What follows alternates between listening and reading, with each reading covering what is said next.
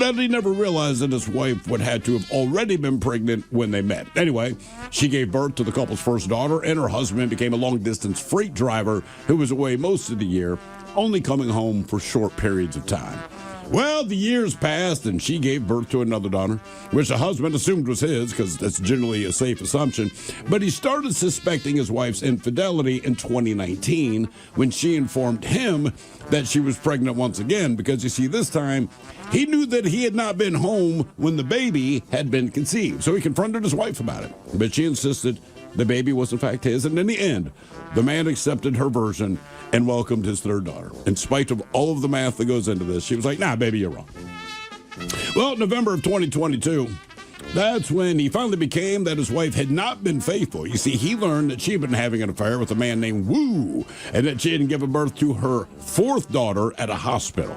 Now, instead of confronting his wife, he got a lawyer. He went to the hospital to investigate. That's where he learned that she had indeed given birth to a girl there that month, but the release form featured his name as the father as well as his own forged signature.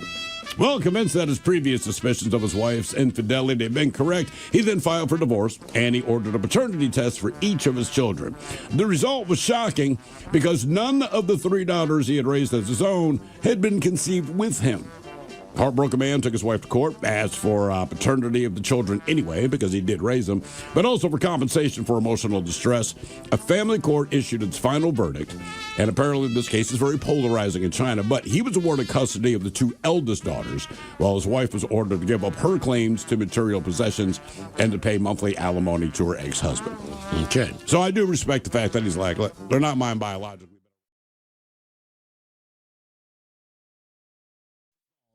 Release endorphins and shift focus from mental stress to physical exertion. Miles, I'd put your golf right in along with that. That's why I do it. Yeah. Because I'm going to walk 8 miles. Right. I'm going to take my bag with me. I'm not in the cart. And by the time I'm done, I just get it all out. Hell yeah. I'm not listening to music out there. I don't throw clubs either. Right. I just have a transfusion, smoke some weed, enjoy the walk. You don't put any music on while you're out there golfing, Miles? It depends. I mean, if you're in an environment where people are listening to music, then I don't mind it, but I don't bring it with me. Okay.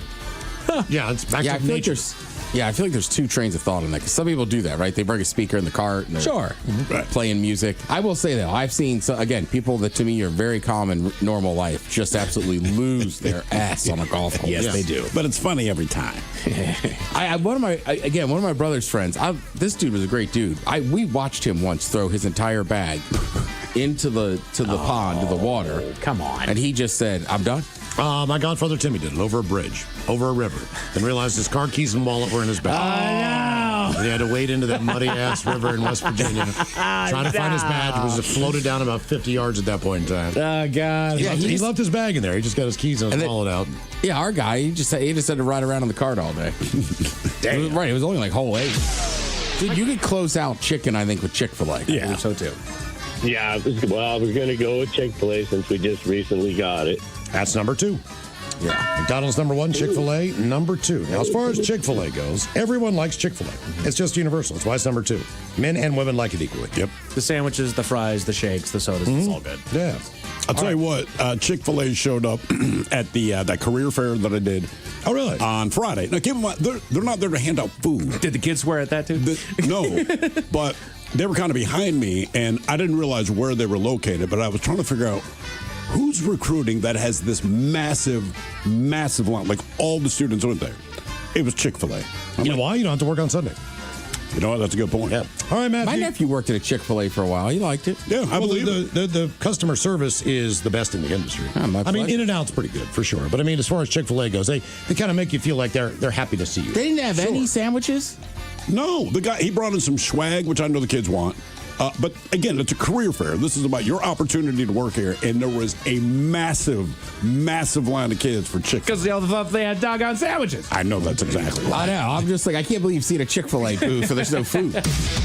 Now, my second child, that's a whole nother story. That's how You're it going to have works. the angel and you're going to have the devil. That's how life works. It really is. Yeah, he's the devil. Like, he skips school, he sneaks out, he's, he's 12. Well, okay, let me ask you this. Are means? you still with your husband? Absolutely. Okay. See, here's the problem with that. When you go through a divorce and your kids are that age, you can see the mannerisms in your children that represent not only you, but your ex. Yeah. All right. Now, the ones that represent you can laugh off. That's just the way it goes. Sure. You know? Like your kid walking around farting and your mom and all that stuff. I think it's hilarious. Yeah. She does not. Right, exactly. But then when you see the traits that come out from your ex, when you see those traits come out, you're just like, it's never going away. No. It's going to be there forever. Yeah. I got to deal with this woman for the rest of my life. Jesus Christ. And I'll tell you right now, if your kid is that bad, he's going to end up being a priest or a cop. Let's hope so. There's something weird. I don't know what it is, but anyone I know that's roughly my age that I knew as a child, if they were the worst kid in the world, they are a lawyer, they're a cop. They do something very, very responsible. And everyone around them is like, yeah, this is the job for them. I'm like, you didn't know them when I did. The animal was not acting aggressively. The tiger did not attack anyone. But the very fact that this thing was among the people certainly created panic. The animal, on the contrary, he moved away from the crowd in the opposite direction, just basically acted like he didn't care. That would be wild if he just walked over like a cat and just started, rolls on his belly, licking your face. Or like rubbing his head on your leg. You're like, oh, God. I would let him do anything. The thing about the barrier they're talking about, they're on a round stage, and the barrier, honestly, the top of the barrier looks like the rim of a basketball hoop. And then there's a net. And I don't think that net was metal. I mean, this is like kind of a thin rope net. Yeah. And then it kind of drops from the top.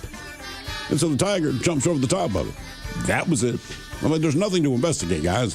The thing collapsed, and then the tiger jumped the hell out. But oddly enough, you're right. The people, they did kind of stay calm.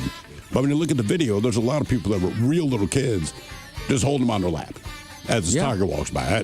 I don't know, I like that. Stay calm.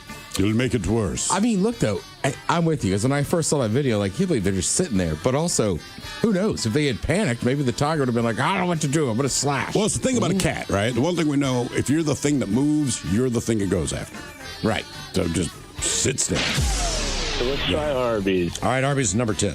All right. Women love Arby's. Yes, they do. They absolutely crush this list. Men don't even show up with Arby's, but so many women liked it that they cracked the top 10. I can't tell you. I feel like every girl I've ever like seriously dated has been like, I don't really like fast food, but I love Arby's. Mm-hmm. All right. That's so what I the should last place, Matthew. You still got two strikes. Miles is right. Like I don't know. Women chicks love Arby's. Okay, I'll give you a hint. See if you can make it. Chicks love Arby's. All right. They love our meats. The last place is a sandwich shop.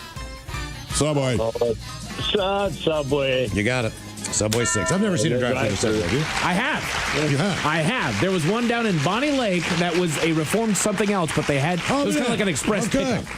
Do you think people still like Subway that much, or is it just because they're so Probably. accessible? I think it's A little bit of because both. it's super accessible.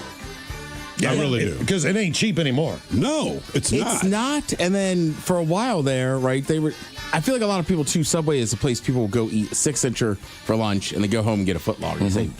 Yeah. Here's your top 10 fast food places Americans like the most. Arby's at 10, 9 Dairy Queen, Domino's is at 8, 7 KFC, Subway's at 6, Taco Bell's at 5, 4 is Burger King, 3 Wendy's, Chick-fil-A at 2, and McDonald's is number 1 on the list.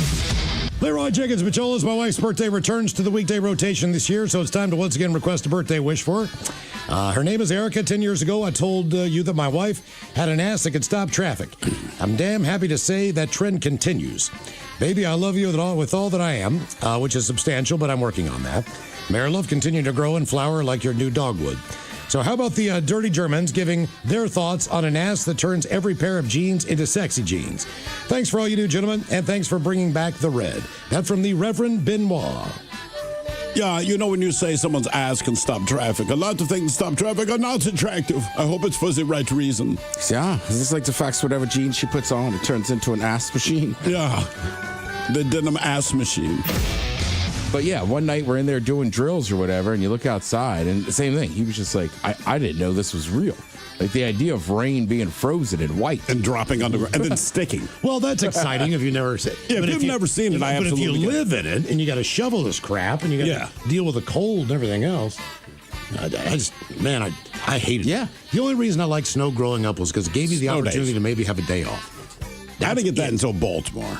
Because in upstate New York, I mean, it just snows all the time. But at that time, we didn't get as many ice storms. It was just snow. So we would go to bed, and I remember they predicted like 36 inches by the time you wake up. And I remember I'm getting all excited, and you hovered around the radio to see what schools are closing. And my brother, 5 years older, kept saying, man, set your alarm. I said, there is no way. Man, the call for 36 inches. We can look out the window. It is dumping down. And he's like, I'm going to set my alarm. I didn't. I was very confident, so I stayed up a little bit later in the bedroom. My mother knocks on the door. She's like, you got to get up and go to school. So I thought it stopped snowing. I open my curtains, and I'm like, there's like 1.5 feet of snow inside. She goes, look at the driveway. Driveway's plowed, streets plowed. There was not a damn thing wrong. All of us went to school. And now, the men's room legacy continues. Unfortunately, what you're about to hear is real. The members of this radio program are simply not that bright, or what some people would call educated. They are merely stupid. They're not trying to offend anyone on purpose. And all have played doctors on TV. You have been warned and are cordially invited to join the party. This is the men's room. Forget it, man, and get with the countdown. Get with the countdown. Shake this square world and blast off for Kicksville. The trippers, the grasshoppers, the hip ones, all gathered in secrecy and flying high as a kite. This is the men's room with Miles and Thrill. You know what they say, shake your radio more than 3 times, and you're playing with it. You're listening to the men's room. And away we go. Welcome to the 21st Amendment season, episode number 4520. Along with Steve the Thrill Hill, the Ted Smith, and my cock. And you are in the men's room. On tap today, Taryn Daly and Steve Miggs from the Daily Miggs Morning Show. Join us once again. We will sit and spin. And today we have the most popular hair metal band for each letter of the alphabet. Okay. We will play Profile This, plus headlines, the men's room shot of the day, fun with listener emails, and everyone's favorite, TV Time with Tim. Click, clack. All right, here we go to Kansas, where a 100-foot-long dinosaur bursts into flames. Yay. Meanwhile, when you throw dynamite at your sleeping boyfriend, it's no longer fun and games. Massachusetts woman attacks sheriff's officers with her hive of bees. A woman steps in a hole and falls way below her knees. And Florida teens attempt a social media stunt, landing them both in jail. That is all coming on today's very special episode of The Men's Room. And now, here's the question. Hola, bitches. Good day to you and yours. All right, a few weeks ago, we shared the story of a 50-year-old man who became the first person in the history of mankind to pull a 4,000-pound car with his testicles. Yeah, he pulled the vehicle over 160 feet using nothing but his coin purse. Impressive? Absolutely. Useful? Absolutely not. Now, slightly more useful, a Croatian man, he just earned a world record after he held his breath for almost 30 minutes. I think it was like 29 minutes and 3 seconds. Now, he is a free diver, so that particular skill can also come in handy. But it'll also come in handy, say, when you use a truck stop bathroom. And there's a woman in China. She has been dubbed the human 3D printer because she can carve complex sculptures out of carrots using only her teeth, to which we all say, okay. Now, everybody can do something useless. Maybe you can speak in pig Latin, juggle, do armpit farts, use Morse code, fit their fist in their mouth, make a weed pipe out of an apple, and on it goes. But look, it's not always a hobby per se, but there's some pointless pursuit that we have that impresses or grosses out or surprises others, and that's what we're talking about today. You know that stupid thing you can do. Maybe it's because, I don't know, you were born double jointed, or maybe you found out you can pogo stick for 45 minutes up and down the stairs. But it leads to today's question, brought to you by our friends at Advanced Hair Restoration. We want to know, what are you good at that is not your job? To be a part of the big show, call 206-803-ROCK. Like the Men's Room on Facebook, follow us on X and Instagram at Men's Room Live. Send your emails to the Men's Room at KISW.com, and now watch the show live on YouTube at KISW Rock. The Strokes out on their reality awaits.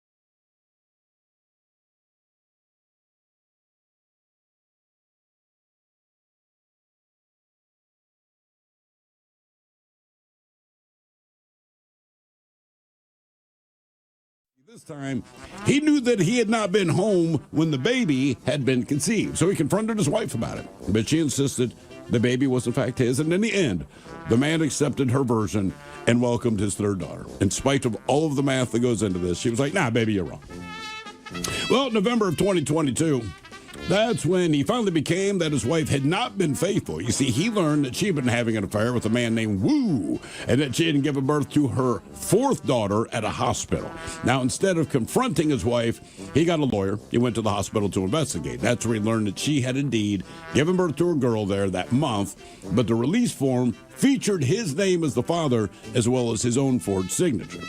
Well, convinced that his previous suspicions of his wife's infidelity had been correct, he then filed for divorce, and he ordered a paternity test for each of his children.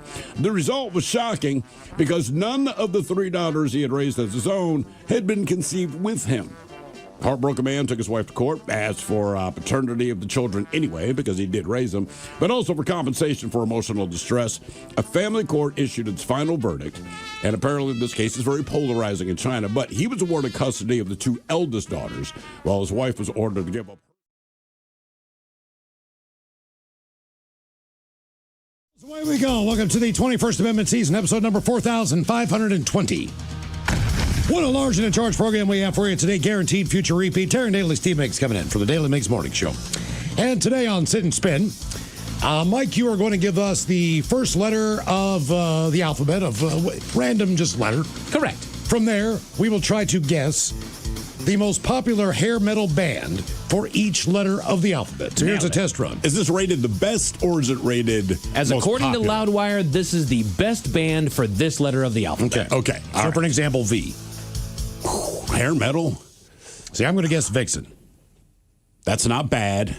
Or other, there was the Vincent Invasion, Vixen. Ooh, yeah, Vixen. Yeah. I cannot. You went V? Really? That's the I'm just letter saying you that, picked, that's man? with every letter of the alphabet. I know. I can't even think of hair metal bands with V. But that's the game we're playing. Is Van Halen hair? They're not hair metal, right? Well, I wondered. They had decent hair. These are tough It's letter. hard to know because, again, if you're wearing spandex and have long hair, they kind of call you hair metal. And while most of the band did not rock that look, David Lee Roth, He definitely did. He definitely did. Music's a little cheesy, you know. Yeah, for sure. So the most popular hair metal band from for each letter of the alphabet coming up. Cheesy. As we will we'll sit and spin. And today we're going to talk about, look, we're all good at something. You know, there's something out there you're good at. And oftentimes you're even good at your actual job. Sometimes. But today we're going to talk about things that you are good at that is not really necessarily a part of your employment. It might not even be a talent that gets you paid. No, you can put quarters up your nostrils. That did pay. That did pay because I was very broke at the time, so people would lend me their quarters, you see. Mm-hmm. And when I could stuff like 8 of them in there, I ended up making $2 because inevitably when I said, would you like your money back, they all declined. That's right. Ted, you can catch M&Ms from probably 15 feet away in your mouth. Yeah, that's a good call. I think farther than that, to be honest. Yeah, M&M's, popcorn's easier. But it doesn't go as far. I know I've launched a couple of grapes in your mouth, and I want to say, man, we got to like 25 feet. I'll steal the grapes and we'll try it in studio tomorrow. I'll get some tonight at the grocery store. I'll bring 2 or 3 in. Without buying them. No. No. What are you doing after work today? Still a grape so I can throw them at Ted's mouth. Yeah, pretty much. So we're going to have fun today with talking about things that you have a unique talent for. Maybe you don't consider it a talent, but if you do things that other people generally cannot, it is. I also want to find out, like, when did you discover you can do this? Yeah. I knew a chick years ago who said I could fit my fist in my mouth, and she did, and I was impressed. But I'm like, how old were you when you figured out that you can fit your fist in your mouth? Like, what were you doing where you stuck your own fist in your mouth? And she was like, honestly, I don't know. In my mind, it's just something I've always done. Yeah. My neighbor, he had a pogo stick. He could not do it. His sisters could not do it. Nobody could do it. He just had a pogo stick in his garage. Parents bought it for him, and then one of those things. For some reason, man, I get on a pogo stick and I can go for minutes. I mean, I just have a knack for being able to do it. Oh, humble brag. Well, that's what I'm saying. But but everyone in their family could not. I mean, the thing was so rusty because nobody could do it. So I basically broke the thing in. Do you think you still could? Pogo stick? Yeah. Yes. Really? For whatever reason, like Ted with a hula hoop. Now, Ted with the hula hoop was one of my favorite moments, though. It is just one of those things you can do. But Ted had a theory that guys can't hula. So I think we just bought my daughter a hula hoop or something like that, right? So Ted's standing in my driveway talking to me and my wife, and he's asking the obvious, can you guys hula hoop? I'm like, man, I really can't, you know. So Ted puts his hula hoop around his waist, and he's like, well, guys can't hula hoop. You nailed it instantly. Right, Like, the theory he's is that standing there hula hooping, going, man, guys can't do it. And I mean, like, you did it expertly. And I'm like, bro, you literally just killed your own theory. Well, my stepfather, he was in the world of boxing. He did boxing promotions. He was part of paying for training for a lot of boxers back in the day. So did he box at all? He did not box, but in our basement, we had a body bag, we had a speed bag, we had jump ropes, we had all those different things that he had collected throughout the years. Now, I just got down there and started practicing. Now, Ted actually went into the ring and boxed. Now, I am not a great boxer by any stretch of the imagination, but when it comes to working a speed bag, I would just sit down there in the basement, doodle, doodle, doodle, doodle. I mean, I got to the point where I could do all these different rhythms. See, I can't do that. And But I learned how to do it. And I just practiced. Same with jump rope. I can do all the crosses. My brother could do that, and it only bugged me because it's my brother. I can whip it because sometimes I'll go in the gym and just see if I can do it. And you'd be surprised, man. 60 seconds of jumping rope now kicks my ass. Oh, yeah. Now, It's a long time. Now, back in the day, man, I could just whip that out. But it was just one of those things I kept practicing like anything else. The more you practice, the more you do something, the better you get at anything. By the way, Miles, somebody here on YouTube says, bring the pogo stick into the studio. What could possibly go wrong? Here's what we were kind of thinking. On the 14th floor. Miles will go out that damn window, and it'd be a real somber show. Oh, my God. Did you hear about the guy that... Oh, forget it. What? Some guy was trying to prove the fact that at one point in time in history that the windows at this hotel that he built were so strong that even if you tried to run through them, the glass was so strong the glass would not break. Does this end how I think it ends? The pane fell out, and he fell like 25 floors to the bottom of the hotel. Why? But it wasn't, the glass wasn't strong enough. Just the frame couldn't. Exactly. The glass was fine. Yeah, it was the frame. Seriously, bro. he just his last name was Hoyer or something. Look it up. He just launched himself into the glass. The whole pane. This is in front of a bunch of people. Oh yeah, he was trying to. It's like a group of students. Like, this is how you make panes that no one can break. God damn. He launched himself into it. That should not be funny. The whole thing came out. He 25 stories down and crashed and burned out. But we were thinking about this, Ted. We're going to have another crashed and burned out. There's a chance we're going to have another Men's Room World Tour stop, right?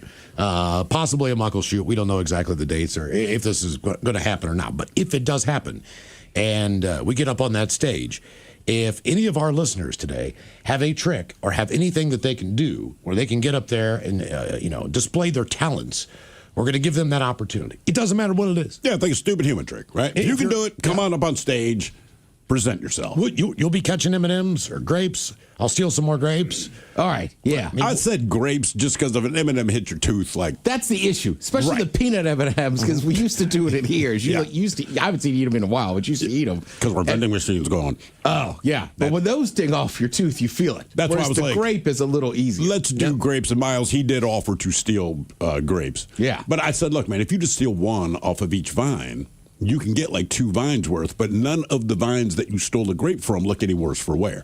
We got it all planned out. Will you pogo stick on stage? If we get a pogo stick. Yeah.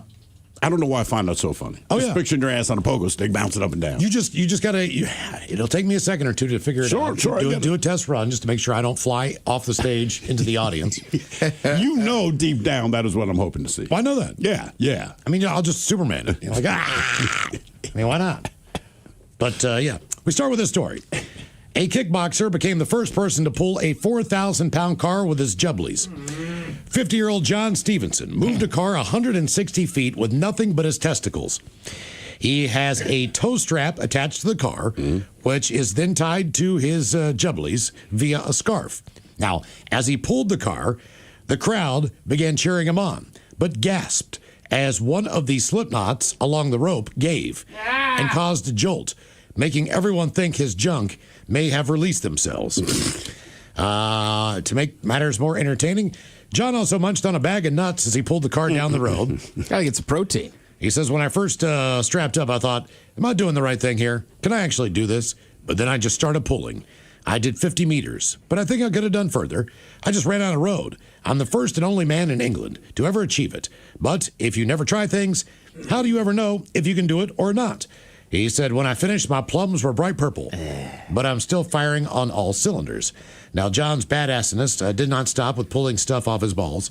A few months ago, he found out he had 7 siblings through the father he was estranged from and wanted to see them. but he didn't have the cash on hand to do so.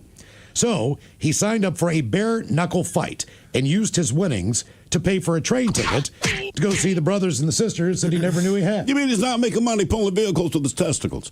Here's my question about that. I go, okay, that is super impressive, man, and it's not something I'm going to try. Much like the fist fitting in your mouth, when did you determine that you're confident enough to give this a try? And also, what is your training period? So from the time that you say, hey, baby, because he's married, I believe. Hey, baby, listen, I'm going to try to pull a car 160 feet with my testicles. And like most wives, okay, honey, do you start training? What is How do you the find the process strap for the apparatus? to get to the point that you go, I am confident that I can do this without ripping my testicles off of my body? And it is a qualifier for me here. Is it the testicles or is it the satchel? Well, you're tying them above that. You're telling them below the base, just around the satchel. Okay. So there was no penis involved in this. Right. That's the thing. This was all. So I'm saying, like, there is a difference. Testicles. Like, they need to be attached there. Yeah, what do you do to build the confidence to do? Because people aren't going to run a marathon, right? You get people, I weigh 400 pounds. I'm going to train to run a marathon. Well, they don't run 26 miles on the first day. Maybe they run 100 yards. Maybe they run around the block, and you gradually build up. Yeah. So when this guy made the decision that he wants to pull a car. Like, are you walking through your neighborhood dragging a cinder block? Well, he's also a kickboxer, right? So he must spend a large amount of time in gym. Sure. Just pulling stuff with his testicles. I mean, right. Maybe just free somewhere weights, along the way, he just said, look, I could pull this kettlebell with my testicles. He starts with the dog on a skateboard just pulling. Right. And people were like, you're crazy. Again, this is my theory. I hope he owns the gym, right? Can you imagine going to Planet Fitness like, is that guy dragging a barbell? He's training. Stop looking at him. Well, and if it's a kickboxing gym, too, anytime you're in like a boxing gym or anything like that, like you're in there at a lot of weird hours. Sure. It's not like just going. You think he's pulling a sled? It's not like just going to a Planet Fitness and being like, I'm going to tie up. Yep. If you tell them you're training, would they give you leeway? No! You don't think so? What if I did not expose them? All right, so Well, he didn't. He had them covered. okay, so I'm in Planet Fitness and I'm in whatever the Well, he free did when weight he room. did when he actually did the pool. They were covered up, and so I nobody cover could up my see. testicles, and it's like everyone knows what I'm doing, but they cannot see anything. So there's nothing indecent. Is it cool if I told Planet Fitness, I am specifically training to do this thing. This is the date. I'm not lying to you. Here's the certification that this is going to happen. But I like Planet Fitness, so can I drag some barbells around my testicles? I think if I'm Planet Fitness, I don't let you do that, man. Why? People do some weird stuff in the gym, and I'll give you that. Even but if I draw say- the line at attaching your testicles to weights. As a general rule, I agree with you. But if I showed you paperwork that said, hey, the city, they're going to block off this road, right? This is certified. This is actually a thing I'm going to do. You're not giving, because then you have the brag of, yeah, he trained at our gym. Is that a brag, Steve? I don't know. I don't know if it is. I got it. Croatian freediver broke the world record for the longest human to hold their breath with a stunning 29 minutes and 3 seconds, almost 5 minutes longer than the previous world record set in 2021. The 2025 record was oxygen assisted, meaning that he was able to breathe pure oxygen for several minutes before the attempt. Now, while this doubles, bitch. Yeah, that doesn't count. My book. you know, a lot of those guys I'm who were mountain climbing started doing that stuff, so they wouldn't have to take supplemental oxygen up on the on certain peaks. And guys do it in Vegas to get their hangover disappear. They said while the record doubles the maximum breath hold of bottlenose dolphins and even rivals some seals, it still falls way short of many other marine mammals. Are they saying dolphins can only hold their breath for like 15 minutes? It doubles it, yeah. Wow. The act of breathing has been central to life on Earth since the beginning. The average human will take more than 600 million breaths in a single lifetime. But there is a specific group of humans, a subclass of freedivers, known as apneas, who train their minds and bodies to efficiently halt this intuitive automatic function, far exceeding the typical 30 to 90 second limit of breath holding for most people. So this guy, back in 2021, another Croatian freediver, this must be all the rage there, he held his breath underwater for an astounding 24 minutes and 37 seconds, a feat that was only possible thanks to minutes of huffing pure oxygen before he made the attempt as well. And his first words were, nah! Now, 4 years later... Seems to be the safest thing to huff. 4 years later, a fellow countryman and freediver exceeded this world record, and it wasn't even close. On June 14th, The man performed an oxygen-assisted breath hold that shattered a nearly world record by a full 5 minutes, clocking in at 29 minutes and 3 seconds. A member of the Adriatic freediving group, he performed the attempt in a 3-meter deep pool at the town's Bristol Hotel in front of a 100-person crowd. He says he took on the record as both a personal challenge and a way to raise awareness for ocean conservation. Now, after the 20-minute mark, he said everything became easier, at least mentally. He clarified, however, that the experience did get worse physically, especially for his diaphragm, because of the contractions. But mentally, I knew I wasn't going to give up. They say denying your body life-supporting oxygen isn't something to be taken lightly.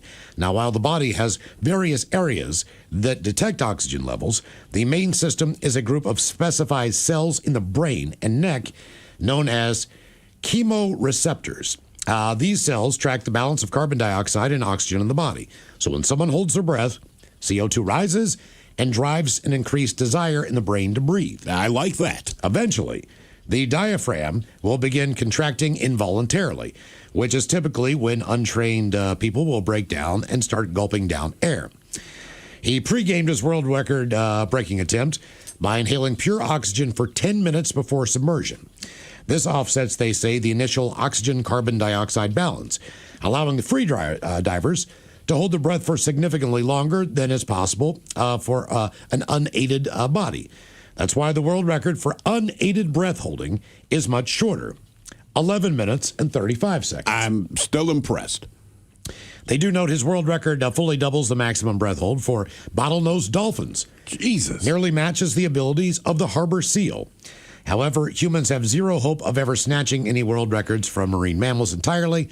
They say the Cover's beaked whale can stay submerged underwater for more than 3 hours. Damn. Which is pretty impressive.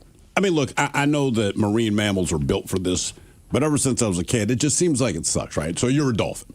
I live in the frickin' ocean, but nature has determined that I need to keep coming up for air. Meanwhile, I'm looking at all the sharks, looking at all the other fish, and they're like, we don't need to do that, man. Like, you can come down, you can hunt, you can do your thing, you can do all that crazy stuff, but you still got to breathe to breathe. My best water thing, honest to God, is skipping rocks.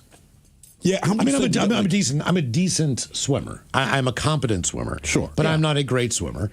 I do have the ability, for some reason, to jump off a cliff in the water and not be scared, but I have a awful fear of heights. That is crazy. That is weird. For whatever reason, like I have no problem jumping off a cliff. I do have a problem on the cliff's edge, just hoping that I don't slip with my footing, because typically more people are doing that than not, and the rocks get wet and everything. Sure. The most important thing is just pushing off and making sure that you have some stable footing. After you get through with that, I have no problem jumping from pretty high areas. I can skip a rock like a madman, because we had a lake. And we go to the lake every single day during the summer. And it didn't have cell phones. You get bored, you're done with your swimming, you're done with your jumping off a cliff or, swinging on a poison oak vine, then you start skipping rocks, man. And I got to the point where I could do it pretty well. You said you could hit, like 7? Well, even when I was like a Boy Scout counselor, I would take the kids down to the lake and I'd show them my skills. They were like, wow. Then they would all try it. Next thing you know, you got 10-year-olds trying to skip a rock across the lake. Does that only appeal to males? I've never seen a woman who's like, I can skip a rock, and I've never seen a woman who cares if you can skip a rock, and I've never seen a woman really try to skip a rock. But if a guy, it can be a complete stranger, and we're on the water, and if he skips a rock well, like, for whatever reason, you gravitate to him, you start talking, and then you're both skipping rocks. Well, there was a point in time when I was playing Little League Baseball. There were 2 pitchers in Major League Baseball when I was a kid, and they were prevalent pitchers. They were incredibly successful. And they threw basically a sidearm pitch. Yeah. And that was Quisenberry for the Royals and Ken Tekulve for the Pittsburgh Pirates.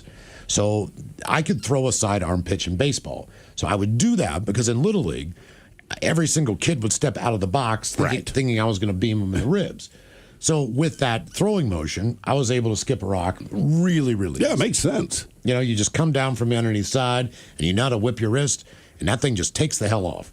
Yeah, I'm okay. I can usually get like 3, but inevitably someone always outdoes me by leaps and bounds. But for whatever reason, and it's stupid, just as a guy, I'm always impressed if I see someone like multi-skip rocks. I'm like, dude, that's bad. Yeah. It serves no purpose. Also, you're not going to make any money, but I'll watch you do it for an hour. You got to be selective about the rock you pick. Of course. It needs to be a little bit bigger than quarter size. It needs to be flat. Yeah. Ideally, you want like a $50 if you can get one that big. Got to get down there, kind of get low. Oh, yeah. Exactly. And have the front of the rock be nose up.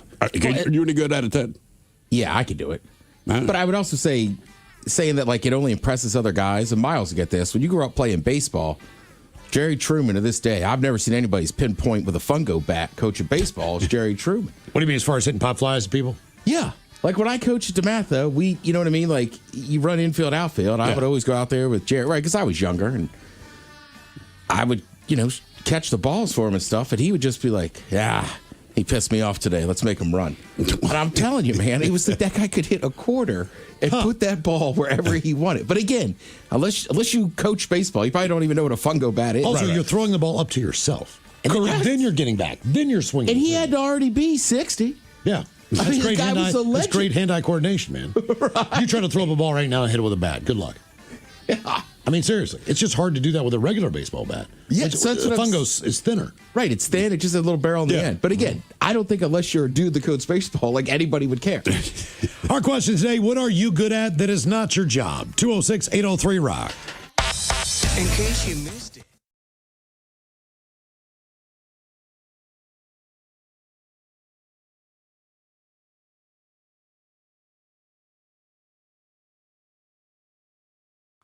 To see what songs were popular when the Seahawks first debuted in the NFL in 1976. All right. It's the same year that Taxi Driver came out. The Omen, Carrie, and Rocky. Just give you some perspective. Yeah. So if they seem like they're really old, well, your Seahawks are the Eagles, Hotel California, and Single. Mm-hmm. That was big. Boston's debut album. Stevie Wonder's Songs in the Key of Life, and of course everyone's favorite, Laverne and Shirley. Yeah. Also, pretty well the beginning of the disco era. To some degree. 70s, absolutely. To some degree. Sure. And not only that, man, but growing up as a kid, I was 5 years old at the time, and there were certain things that were kind of iconic that you either tried to collect, you looked forward to Christmas because of all the NFL stuff that was in the Sears catalog. Mm-hmm. So you could get kind of like a replica helmet with a jersey that looked like ass. Those cheap-ass perforated jerseys. I had a Jim Zorn jersey back in the day, believe it or not. But you would order this stuff. I had bed sheets. I think they had matching curtains. Oh, they did. Because my mom got me the whole set, which was awesome. But that also included, the Seattle Seahawks and Tampa Bay Buccaneers. And they were new teams. So even when you went, I don't know, to your local Kmart, to whatever your department store was, they always had those little quarter machines that had the bouncy balls. I was going to say, I went through a lot because I had 26 teams.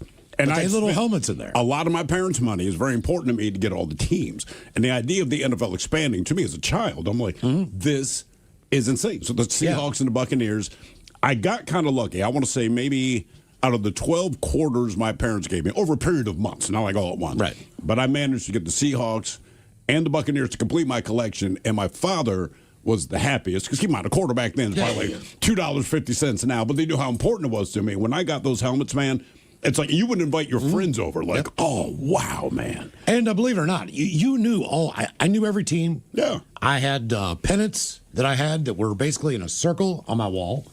So I collected these things. And to me, you have the old school logos, you have all that stuff.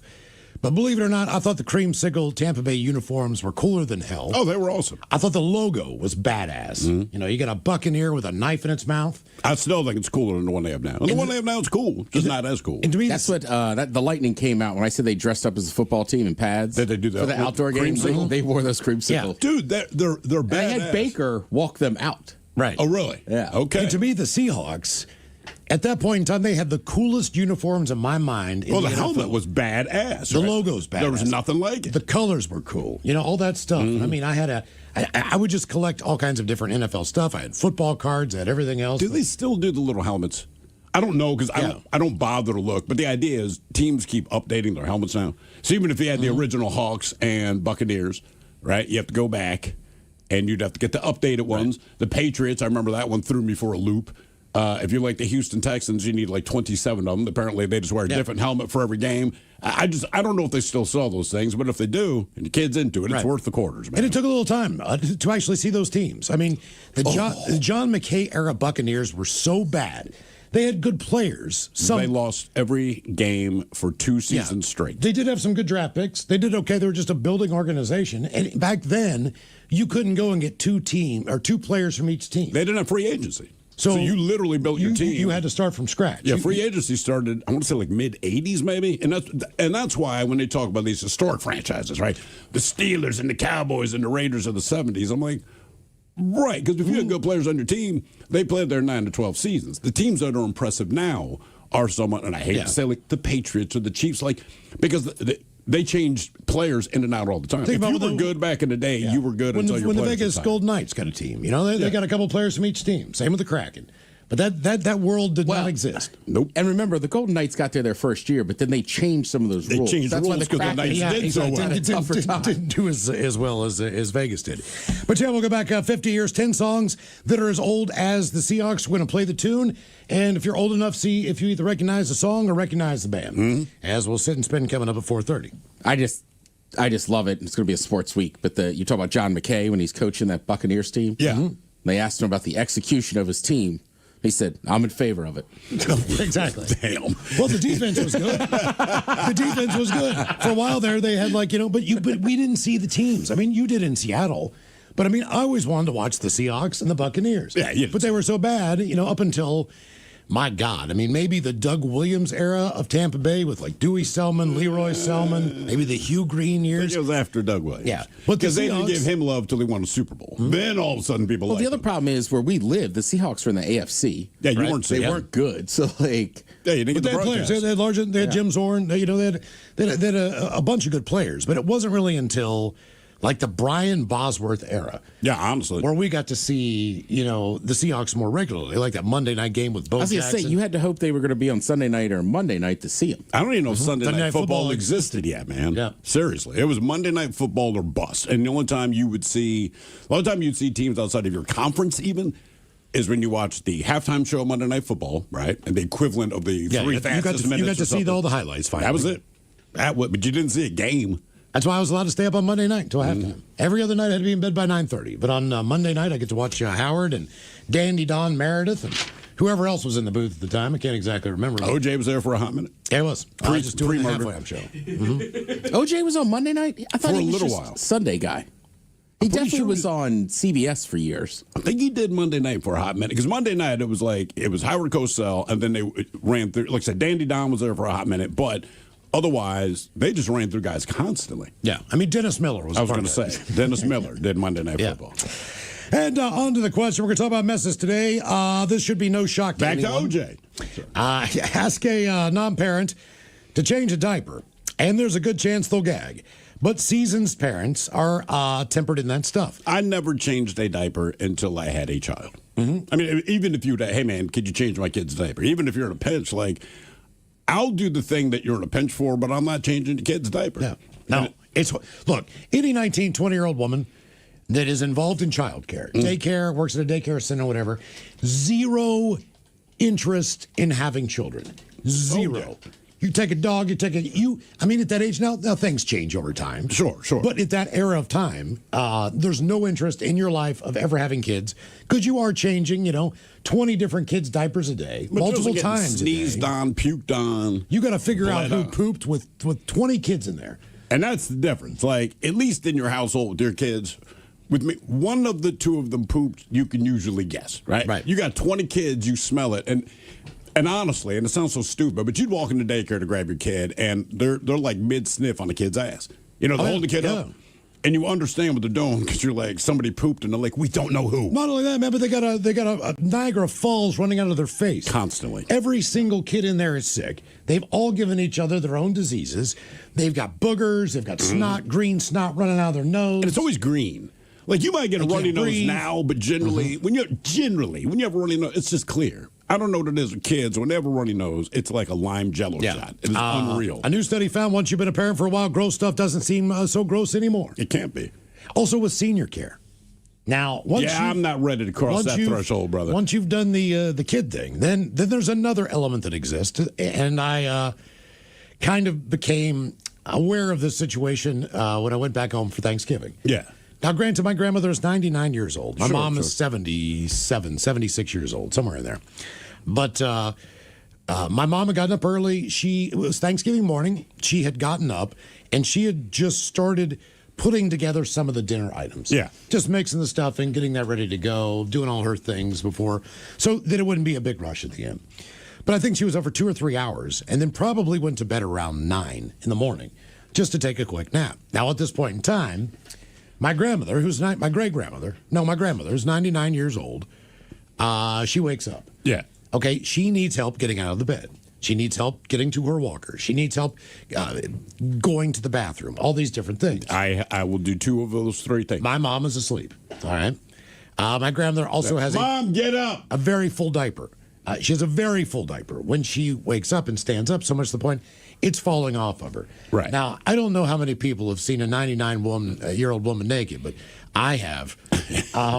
And I'm still trying to process this as I get a big plate of food for Thanksgiving, which is one of my favorite meals of the year. This is burned into my brain now. Yeah. I cannot get this. Yeah. And it's not, it's just a 99-year-old naked woman. All right, that was a new one for me. It's like a strip of bacon with a belly button, man. I mean, nobody wants to see that. It's also odd just because it's them. Right, it's your grandma. It is. Yeah. Right. Like, I mean, I helped change a diaper on my, niece once when she was little. Fine. Yeah. But you're like, it's a little kid. But, with my mom, luckily when she crapped her pants, my sister took care of it because she was too embarrassed. But, even just helping her puke it and stuff, it's weird. It's like talking to a kid, but I'm like, that is my mom. Now, my dad, I had to help him a few times. Right. I can when I help would my visit, my parents. brother was like, you're on it. Oh, my mother, it seems to have this idea that, if your father passes first, I could live in your basement. I'm like, you could. You could do that. I don't know who told you that. But your brother's got a real big, nice house. He's got a big, sweet house, and you know what? His mother-in-law lives with them closer to relatives. Closer to all the relatives. He doesn't have kids, and I'm like, man, you need to talk to your oldest son, right? Like he's loaded. He's got a ton of money. Like I said, doesn't have kids. He's never home because he works all the time. Right? Everything about this go there, but she thinks that she should be with me, and I'm like, look, man. I don't want to have to change your diapers and all that crap, right? And she's like, I did it for you. And I said, Mom, I want you to realize something. Much like my kids were my choice to have children, I was your decision. At no point did anyone ask me, do you want to change the diapers of an elderly woman? And just so you know, should anyone ask, no. Now, when we agree to have kids, it's not that you want to change diapers or have snot on you or have them, but yes. I understood. I respected and I accepted that this is going to be my life. Now, I will say, they're both teenagers now. They don't do things like crap their pants and all this. Yeah. And it's freaking awesome. One thing I know.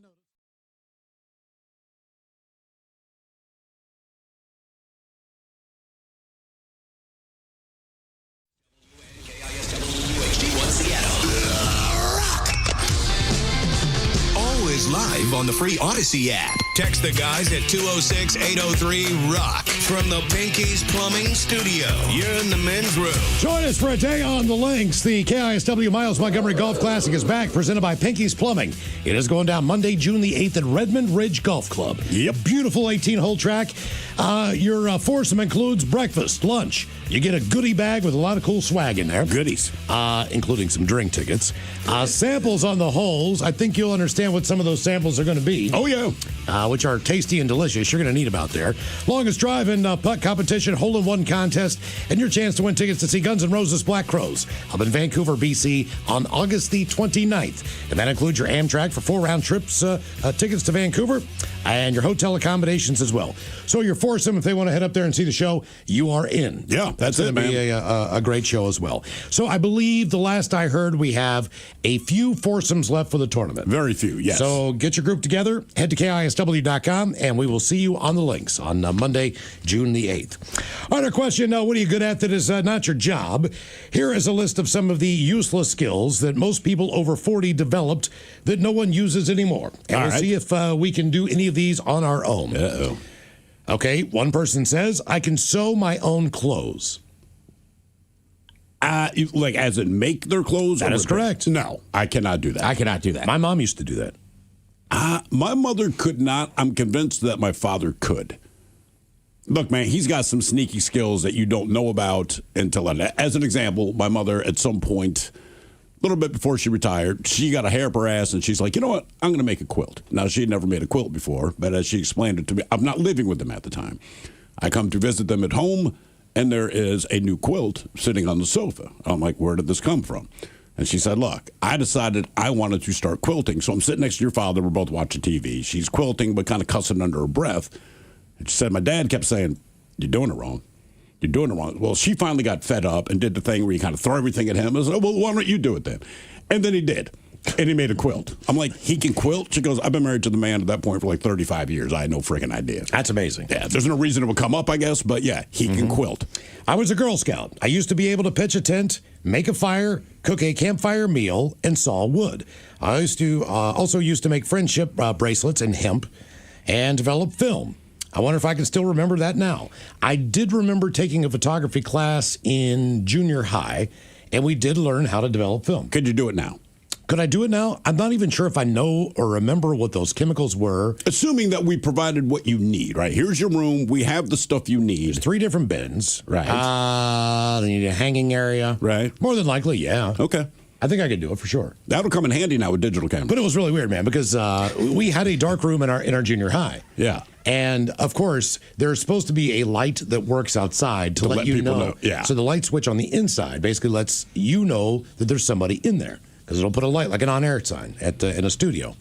That light did not work, and I can tell you how many times you would hear because I was a library AV assistant. That was one of my classes in junior high, which meant that I was a person who went up and set the OPEC projectors up for teachers who were doing various things, or sometimes I'd wheel a television into a room so they could watch whatever the deal was. But man, I would hear people cussing, just walking in the library like, God damn it. Yeah, of course. Like that was an entire roll of film down the crapper because somebody opened the door with their film to go in there and do their crap. You know, oddly enough, earlier this week, and it kind of stopped me in my tracks. I'm walking the dog. There's a piece of litter kind of in the grass on my neighbor's property, and it was film. And I'm like, I don't even know the last time I saw film, but it was part of a, not digital, disposable camera. Okay. But I literally stopped and stared at it because I don't know the last time I saw film. And I'm like, why did someone clearly make it a point? Like film, it wasn't in a canister, just film. Film. So you had the disposable camera, which I didn't even know you could still get a film disposable camera. Or maybe it wasn't new, but it's sitting in the neighbor's yard. Somebody disposed of it, but it looks like they very intentionally tore the film out of it. So I'm like, I wonder what was on that camera that they did not want anyone to see. And then so we're like, could you still develop it? Probably not, but yeah. I can milk a cow, somebody says. I can milk a cow. I've done it. I've only done it one time. It was just a field trip. I did it a couple times, and I never enjoyed it. It's gross, man. And when it occurred, because we started doing it when we were kids. You just got to learn the right pinching point on the nipple. And then once you get that and you hold. We did it once on a field trip. And it bugged me because I asked my mom. The first time I did it, I was a very little kid. Then a few times after that. And, because they called them udders. And finally, when you start piecing things together, I'm like, Mom, does a cow have 1 boob and 4 nipples? She's like, well, they don't call it that, but yes. And then that just skeeved me out. Like, I don't want any part of that. Yeah. I can drive a bus. Actually, most are automatic and push to start, so many people could, as long as they are spatially aware. I can also cross-stitch, weave dream catchers, and cook from scratch. I can cook from scratch pretty well. I can cook from scratch. But you also did it as a job. That's the only reason why I can do it. And I'm glad that I had that job because now I can cook from scratch. I know Castle can drive a bus. I did not know this until we were going to steal the bus. He can also smoke meat. He can smoke meat, and he can hotwire a car. Mm-hmm. And the only reason I know these two things, I won't go through the whole story, but we were getting impatient, we will say, and there was a school bus across the street, and he's like, look, if in 10 minutes these guys don't leave this place, I'm going to hotwire the bus, and we're going to steal it, we're going to drive back into town. And me being me, I'm like, cool. The guys ended up coming outside, so we didn't do it. But we were super close. The only thing I could do in the kitchen that I didn't realize a lot of people can't do is I crack all my eggs with one hand. See, a lot of people are impressed by that. They are. And it blew me away. Somebody just watched me make a breakfast one day, and they're like, oh, yes, you could do that? I was like, That's the move, man. I'm not even positive where I picked it up. You probably just saw someone on TV. Yeah, because it's not. I never worked in a what kitchen. they did, right? Yeah, I worked at a bar. But you're right. I probably just seen somebody doing it enough where I was like, all right. Okay. Not only can I tell a skillet from a saucepan, I can choose the right one for the task. I've been teaching cooking classes for 13 years. Well, that helps. And in the last 5 years or so, I've noticed fewer and fewer people realize that makes a difference when you cook. Whereas I think I absorbed it just from hanging around in the kitchen as a kid. Now, when I was growing up, cooking classes were more popular than they are right now. My son is actually taking a cooking class now. And my mom decided that she wanted to take a Chinese food cooking class. Okay. How did that work? Well, most of the ingredients that you could buy, it was very difficult even to find the vegetables fresh that you need. Like bok choy was not like... In West Virginia. Yeah. You don't have an influx of Chinese groceries. Yeah, I mean, most of the stuff that she would bring home was La Choy products. Now, I don't know if you know anything about. Oh yeah. Oh, we grew up on them. Oh yeah. They have a very, very unique taste, and it is not Chinese food. No, it is not Chinese at all. I don't even know. I think La Choy translates to "this is not Chinese." Yeah, but she would, but at least a couple times a week after she would take the class, because they would make 2 or 3 things per class. She would try these meals at home, and I mean it. I had never been to a Chinese restaurant until I was probably 13 or 14 years old. So you didn't know it sucked? I thought Chinese food was the worst thing on this planet. I really did. I mean, I would just drench everything in soy sauce. Oh, yeah. And hope and pray to God that I didn't taste it. She would put water chestnuts in it. I hate water chestnuts. There's just this crunchy, crappy thing. I don't need, like a pear, but no flavor to it. Yeah. But it was, and then the hard, crunchy noodles. I don't mind those. Those aren't bad. I like those. They can save the meal a little bit. But the first time I had Chinese food, I remember I was like, it might have been just like a Panda Express at a mall in Pittsburgh, because I looked at it and all right, I'm going to give this a shot, because I knew I liked egg rolls. Sure, yeah. But anything else I wasn't sure about. And I'm sitting there in a food court and I'm eating this with my buddy Brian and his mom, and I'm like, this is unbelievable. This I had no idea. I really, honest to God, had no idea that Chinese food was good. Obviously, it's Americanized Chinese food. But still, it ain't La Choy, brother. I mean, my mom was making like egg drop soup. Some really, really bad things, man. Anyway. But I think we all kind of went through that phase, right? Like you had La Choy at home. Mm-hmm. Absolutely. And then we had a specific Chinese restaurant like in our little neighborhood. But then there was that. I remember one time we went to like a sit-down Chinese restaurant. Yeah. But we didn't like it as much because it was like authentic. I'm going to be honest with you, man. As much Chinese food as I've eaten in my life, I don't know that I've ever been to a sit-down Chinese restaurant. It's always to go or delivered. Well, and as a kid, it was just so exciting because they had the name Poo Poo Platter. I know. I remember, my dad was so mad at us. Like, stop laughing about it. You can't expect children to not laugh at Poo Poo Platter. But also, as a child, that is like the greatest thing of all time because it comes out and it's got like all the appetizers you want. Yeah. Mm-hmm. Okay. Yeah. I can make a pipe out of a soda can to smoke weed. I can do that. I can do that. I used to work with a guy who, and this was in the kitchen. It was awesome. He always had weed on him, but no one ever had a pipe. But no matter what produce we had in the walk-in, he could carve that thing, make a pipe within 3 minutes. Yeah, that's what I do. But we had a roving security guard, all right, because we're part of this business complex kind of thing. So this is roving security guard. And at this point in Maryland, like if you smoked weed, you might as well have murdered someone, all right? So we would stand out back on the stairs, and we're all passing this carrot around. And the security guard would stand there and kind of talk to us for a second and then wander away. And I'm like, what do you think he thinks we're doing? If he thought we were smoking weed, he's the type of guy that he would have called the cops. But we're just passing this carrot back and forth. He never said a word about it. In all my years, there's 2 things. There's one piece of fruit. Well, I guess they're both fruit. But the best 2 things you can smoke out of, a pear, and the shape really helps because, it's not too wet inside. It's not. It's kind of more dryish, but still moist. Gotcha. But you taste the flavor of the pear when you're smoking. The original vape, ladies and gentlemen. And a cucumber. That's not too wet, man. Because that's a wet ass. Nope. All right. And the other thing I can do is bite into a can and shotgun a beer with it. Wet ass cucumber. I can bite into a can. I can shotgun a beer in about two to three seconds. Typically, I'll take a key and try to open up where I bit into it. Yeah. But I can shotgun a beer pretty well. What else we got? I can drive a manual farm tractor. Repair and not tying the mechanism and conveyor on a kick baler. And back up a tractor attached to a baler, attached to a hay wagon, and put the whole thing where I want it. Damn. Yeah, there's no chance. That's some farm living. Miles, can you still keep score in baseball? I would make a mistake or two. So no. At first, but yes. I mean, as far as the out, as far as... I mean, I'm with you. It would take me a minute, but like, I feel like I could still do I think it would be harder for me to actually manually do bowling. Really? Yes. The bowling. Because you got to remember back in the day. All right. Yeah, you wrote everything down. You wrote everything down, but when you were looking down the lane to see how many pins are left. Yeah. So that was a little bit different. Now there's like light displays and all that crap, course. and you got automatic scoring. But yeah, bowling would take me a minute to figure out. Bowling, I still remember. The only problem with the bowling alleys now, I'm glad that it's automatic. Maybe don't post it on the screen, because whoever's doing the worst, everyone in every lane knows that you suck. Mm-hmm. Okay. I can drive a stick shift. I can do that.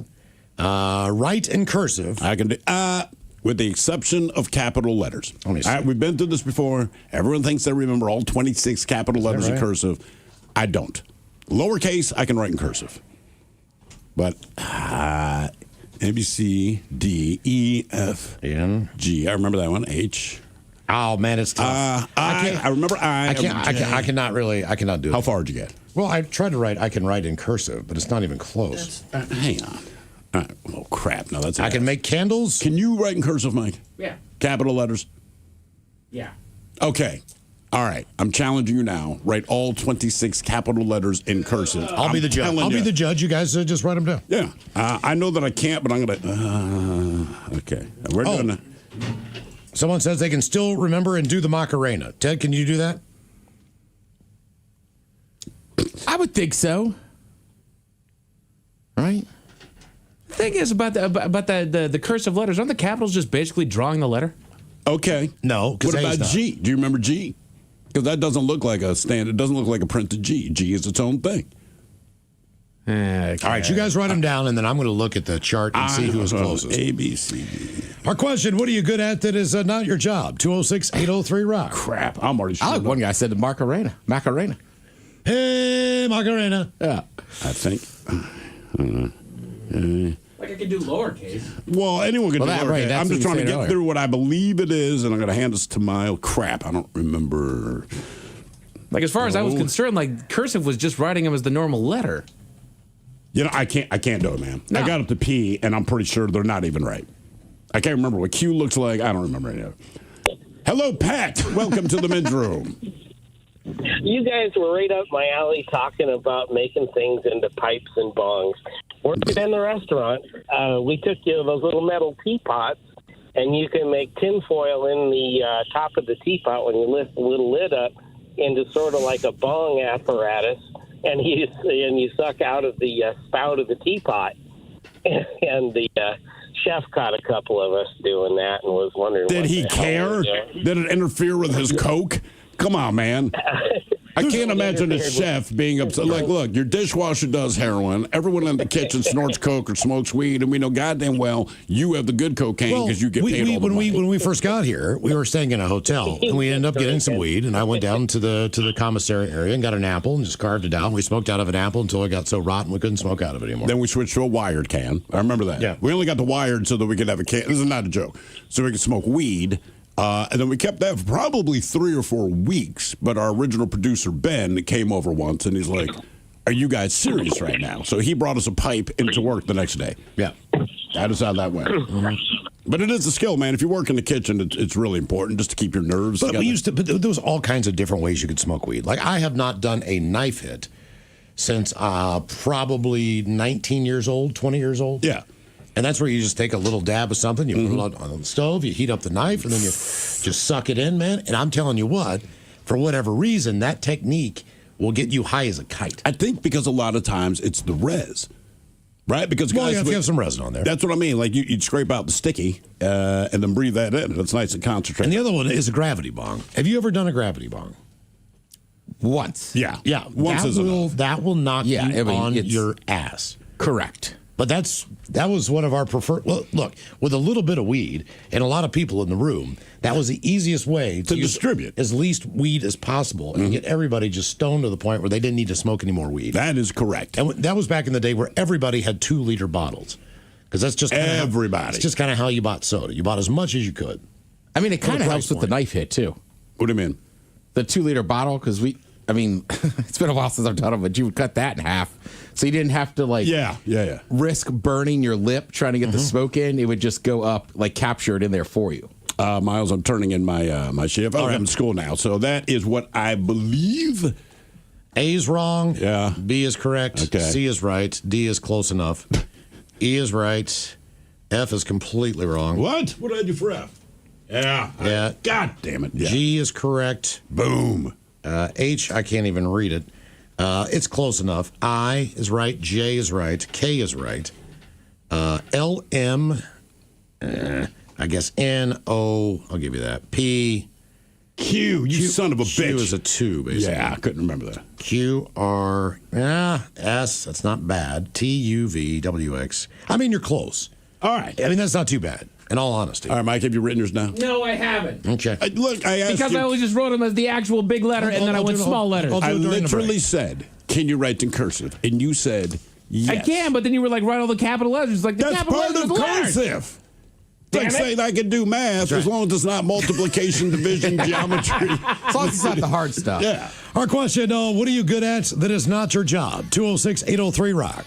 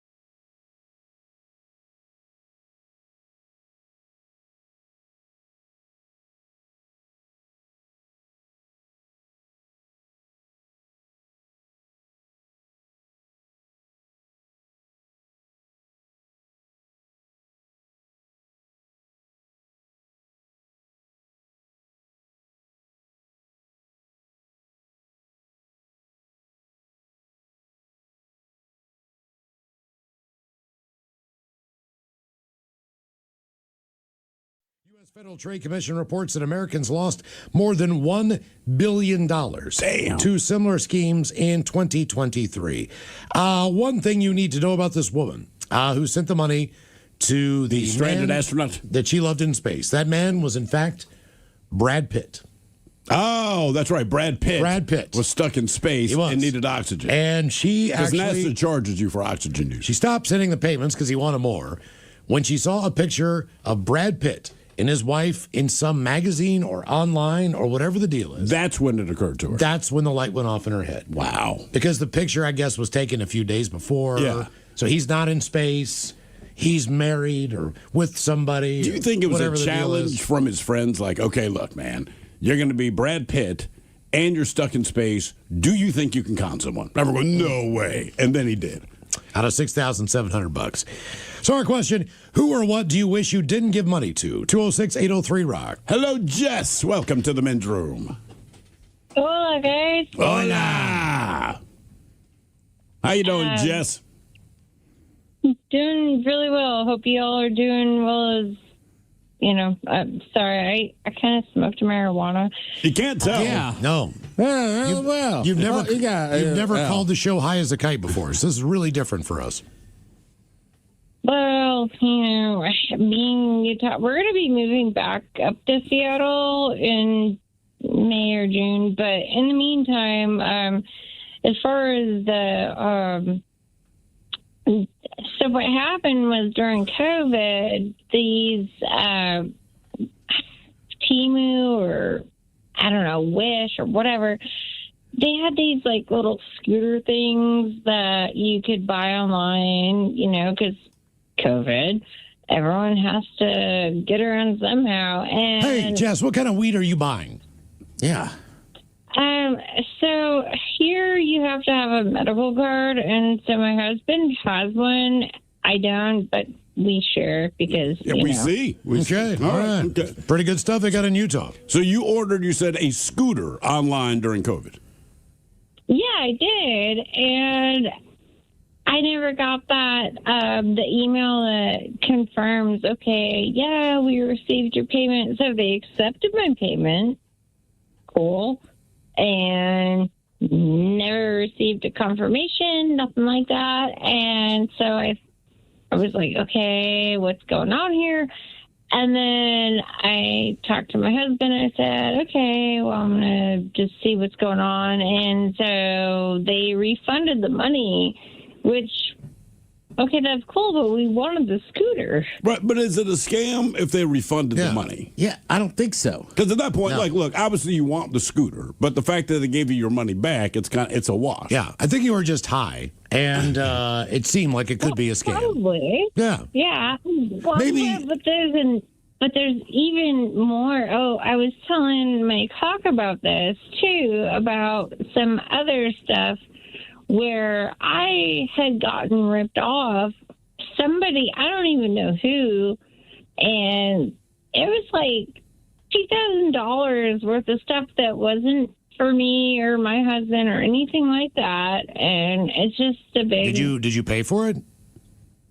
No. Well, you didn't get ripped off then. attached. If they're just going to give you thousands of dollars worth of stuff, you might didn't not get want ripped it. off. Yeah, it might not be what you're looking for, but they did not take money out of your wallet. Right. And the next time you pull money out of the wallet, buy sativa. For real. The other stuff's killing it. There was something else that I told Mike Hawk about on the... Well, hold on, Mike. screen, You tell us. Do you remember? Hold on for a minute, Jess. Wait, sorry. What was the other thing she told you about? She works she worked at one of the local bars around here. Yeah. Oh, yeah. Well, hold on. Let him tell. And apparently she got screwed over at one point. Like he owed her money and he wasn't paying it up, so she just took it out of the till at one point. And then he was also cool with it. I'm not going to name the name of the establishment, but I was a bartender in Seattle for quite some time in Chinatown. Long story short, I had taken... Well, make it short.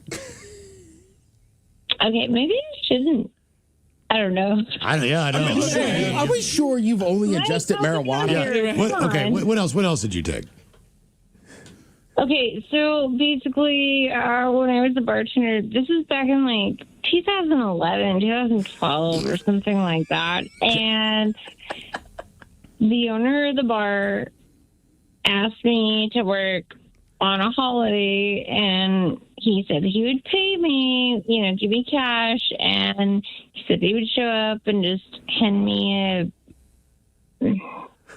Anyways, the point is... Jesus, Jess. You got to get it together, buddy. I love you, but you got to get it together. No. You can't even complete a thought. Like that. You actually trumped the guy from yesterday. He said he would hand me an envelope of cash, not anything weird, but he didn't show up, and I missed, hanging out with my family for Thanksgiving on that particular... I'm sure they were busted up about that. Did he end up paying you like the next day? He just didn't show up on Thanksgiving?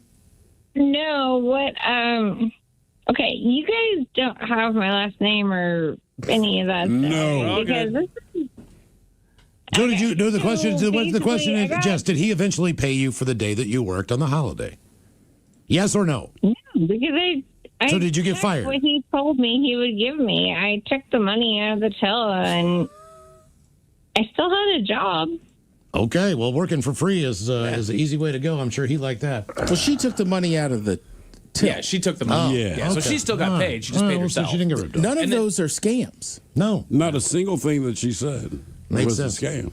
Or regretted spending your money on. You wanted the scooter. You didn't get the scooter, but they gave you your goddamn money back. So correct. It's a what? That is not a scam. Look, it's frustrating. You paid yourself out of the till, understand? But you kept your job, so it is a wash. I mean, this whole thing, all of that you did not spend any money that you did not get back. Like, in the end, you broke even on 3 different freaking stories. But first, she had to, go through the effort of getting that money back. Like, she spent money or spent time in the other scenario there that she then had to work to get back. That's what we do. Yeah. Yep. Like, hey, man, you're not sending the product. Can I get refunded? Jesus Christ. I didn't expect her to get lit up before we got to Did she sound that stoned? No, she did not. Like, she was definitely a little bit slower, but she definitely re-upped just before we went to her, man. 1 in 3 Americans, speaking of scams, have fallen victim to an online shopping scam, according to a new Pew Research Center survey. Survey conducted in April underscores widespread concern about digital fraud. 85% of U.S. adults see scams on shopping sites and apps as a problem, with 50% calling it a major issue. I actually ordered a piece of art off of an Instagram ad about 4 years ago, and I paid $175 for it to be custom made, and I have never heard back from them. Yeah. Come on. Did you go directly through their Instagram post? Yes, that's exactly what I did. Do not do that. Yep, apparently now I know. How long ago was that? 5 years. Is that the thing you showed me? Like, dude, I ordered, I believe. Yeah, okay. Yeah. What was it? Basically, it was a guy who did topographical and geographical replications of golf courses in wood and then kind of painted them in. So the guy like literally carved this or laser etched it. But the picture he showed me, I'm like, wow, man, that's super detail. Not a bad price. Never heard from the guy again. Have no idea. Nearly half of adults surveyed said they had credit or debit information stolen, resulting in fraudulent charges. Some 36 reported buying an item online that was either counterfeit or never turned up. Now, I will say this. As far as the counterfeit things that I have bought in my lifetime, I've never truly regretted the purchases because I knew at the time that it's counterfeit. It was either counterfeit or it was stolen. Sure. So those never really, like the speakers out of the back of a van. Never regretted buying those. Or the cheap band shirt, right? So, like, your shirt looks exactly like the one they're selling inside. I know it's counterfeit, but here's the thing. It's $75 inside. You're offering it to me for $20, and no one can tell. Here's $20. I mean, honestly, I know it's a ripoff. I do not care. Over 73% say they've experienced at least one type of online scam or attack, such as a hacked social media account or a scam text. Speaking of Instagram, when my Instagram got hacked, somehow, and I don't know how they did this, but I don't know if it was like my Hotmail account or whatever the deal is, but they made it all the way into my Amazon account as well. Okay. All right. And they ordered, and I was flagged because it says your order will be delivered on Tuesday or whatever. I'm thinking to myself, I didn't order anything. So I'm looking at this thing, and I really don't know what it is because it kind of looks like, I don't know, a mask from The Mandalorian or something. All right. But this thing was like $300 or $400. It was not cheap. Maybe $200. I don't know. Either way, it was this red light mask. For your skin or whatever. You put over your face. Yeah. You wear it for like a half an hour. KISW. The shenanigans continue. This is the Men's Room with Miles and Thrill. 25-year-old woman from China has been dubbed a human 3D printer for her unusual talent of carving complex structures out of carrots using only her teeth. The entire creative process is completed without the aid of carving knives or any other carving tools. And the woman, whose last name is Chen, has already taken on the title of the world's only tooth carver. Chen claims to have discovered tooth carving completely by accident. While streaming during last year's Spring Festival, she started snacking on a carrot and decided to use her teeth to shape it into a simple shape. Her creation then got a lot of praise from viewers, so she started experimenting with different vegetables. She currently has more than 100 carrot artworks to her name, but her most popular creations are the edible versions of the Great Wall of China and the Yellow Crane Tower, both of which feature intricate details such as battlements and beacon towers. She has posted videos of herself carving them with her teeth and insists that she did not use any other tools. She has been accused of wasting food, but she clarified that she doesn't let anything go to waste. She uses her sculptures as ingredients when she cooks, and the scraps are used as pig or poultry feed. There's a picture of one of her tooth carvings. That is amazing. It is. I mean, it really is amazing. Ted, you're going to be blown away, but you still say to yourself, like, why? Wow. Yeah. I mean, that's just her teeth, man. Okay. I mean, good for her. What are you good at that is not your job? 206-803-ROCK. To genetically test her if she's part beaver. I think that's a good idea. I'm just saying that is very specific. Well, like she says, she's gnawing on a carrot. But again, my question is, at what point did you decide, let me see if I can sculpt something? I would never think to do that because I would just assume that I can. Maybe she was just tired of eating the carrot. I would understand that. I can eat corn on the cob in perfect rows. Do you? Yep. I tried to, man. Like It's always a little crooked. No, I'm pretty good at that. Hello, Sarah. Welcome to the men's room. Hola. Hola. Well, it's not as exciting as carving things with my teeth, but for some reason, wild animals keep finding me that are in need of help. Just this week, I had a blue jay and also a squirrel in my yard I had to rescue. And it's happened so often, my husband has dubbed the nickname Snow White. So what do you have, like an indoor-outdoor cat? What is going on? That, and we also have a hawk problem in West Seattle, and for some reason the hawks keep coming at the birds in my yard. But I've had baby deer before find me. I've had very weird instances where just odd, an animal needed help, and I had to go bring it to a vet or bring it to a wildlife place. So you're not doing a rehab yourself, right? Okay, what are you thinking when you go and you pick up a blue jay? Like, what was your first, get some gloves? Like, what is your first natural instinct to do? So I wouldn't say my method was the right one, but basically just run after it until it tires out and I can get it with a towel. But I don't think, if you were my neighbor, you probably got a really good video of me trying to capture it. And where do you take said blue jay? Like, where do you go? The Blue Jay Clinic? I mean, where? So I took it to, there's a really great place out in Tacoma that does wildlife rescue, especially for protected birds. So I took it out there. I wish I could remember the name of the facility, but... What did you put it in? You drove a blue jay from West Seattle to Tacoma because the blue jay... What was wrong with the blue jay? Like broken wing or what? It had a broken wing. So take this broken wing. And what, do you put it in a box, like a shoe box or whatever, and drive it down the street? I mean, do you leave the lid open so he can, like, see where he's going? Put it in... Wrapped it in a towel, burrito style, put it in my lap, and just held on to it and tried to put on my best mom voice as possible to keep it calm. But why would you think a blue jay responds to a human mom voice, you know? I'm just curious, you know? I mean, I get it. Most people typically. What about, so when you show up at this Tacoma place, being that all these wild animals keep showing up injured, and, I mean, are they starting to get suspicious? Like, look, man, we think she's out there effing these animals up, and then just wants the attention to drive them down here to get some rehab. No, just that one instance I went there, but no, you would think so. At a certain point, it's kind of like, what's going on? Yeah, because it's kind of weird. I mean, look, I believe you. I'm just saying, if I'm a vet and I'm like, she's not bringing in her pet, okay? She's brought in a baby deer. She's brought in a blue jay. She's brought in a squirrel. I would think that you're up to no good. You know, the 4-year-old and the German Shepherd are enough for me. I'm not well. Okay. That is a little weird. That is. What are you good at that's not your job? 206-803-ROCK. I told you this, man. My grandfather was a postal employee for 30 years. Yeah. And he was the dog whisperer. I mean, dogs used to run wild in the neighborhood to the point where when he came and visit, you know, I'd tell Granddad, we can't walk down there because there's a dog down there that is just an ass. Yeah. And he'd be like, don't worry about the dog. And that dog, who would bark at me, try to snip at me, everything else, would walk up to my granddad and almost cower and sit down and wag its tail real fast. You know what I mean? Like that kind of behavior. Like, I'm you can pet me, but I'm scared. Like, you think it's a scent or something? I think it's all those years of just being a mailman and having to deal. Like he told me he got bit twice. Sure. I mean, 30 years of doing it. 30 years. But there wasn't an animal or a dog that did not like my granddad in the whole entire town. There was 2 mailmen in the town. And, of course, they wouldn't go on vacation. They'd alternate routes and do everything else. Yeah. There wasn't a dog in that town that my grandfather did not know their name.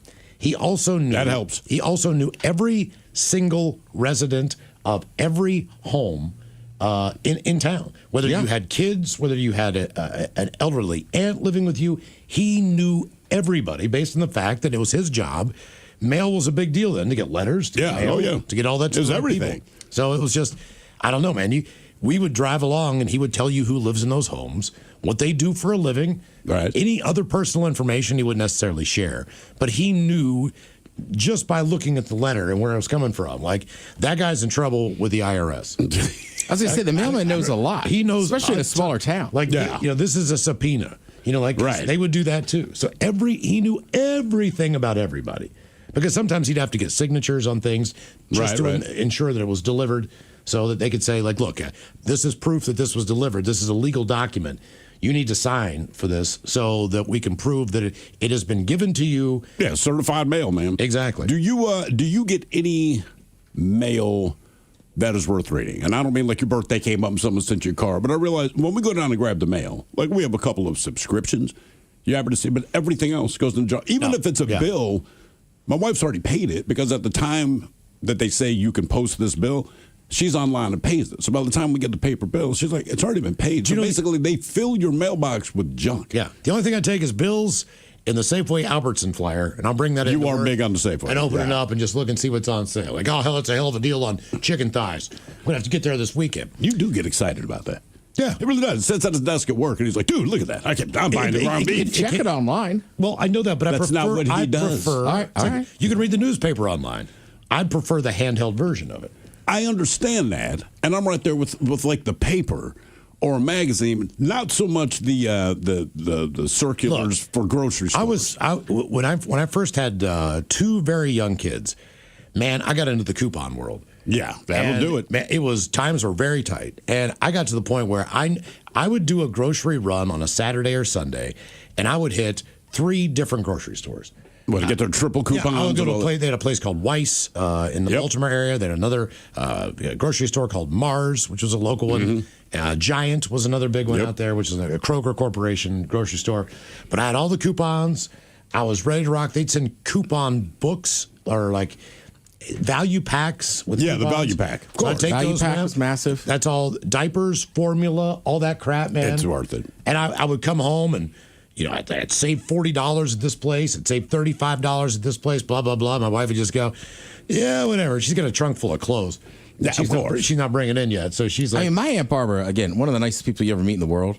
And she watched us a lot when we were kids. But that was like the one thing. I forget, it was like a certain day of the week. And you could not, like when she's in the kitchen cutting up the coupons, do not bug Aunt Barbara. Don't bug her. Right. You know what's changed now? Like my wife, she's not like a couponer or whatever, but very specific about gas prices because they're ridiculous, right?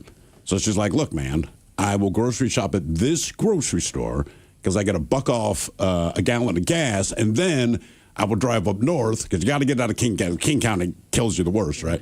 Just cross the border and fill up the tank there, but specifically at this gas station. It's like she has an entire plan. I try to do that. I mean, like typically, like this morning I went to the grocery store, but I went to one close to my house. It's an organic grocery store. I had one bag of groceries. PCC.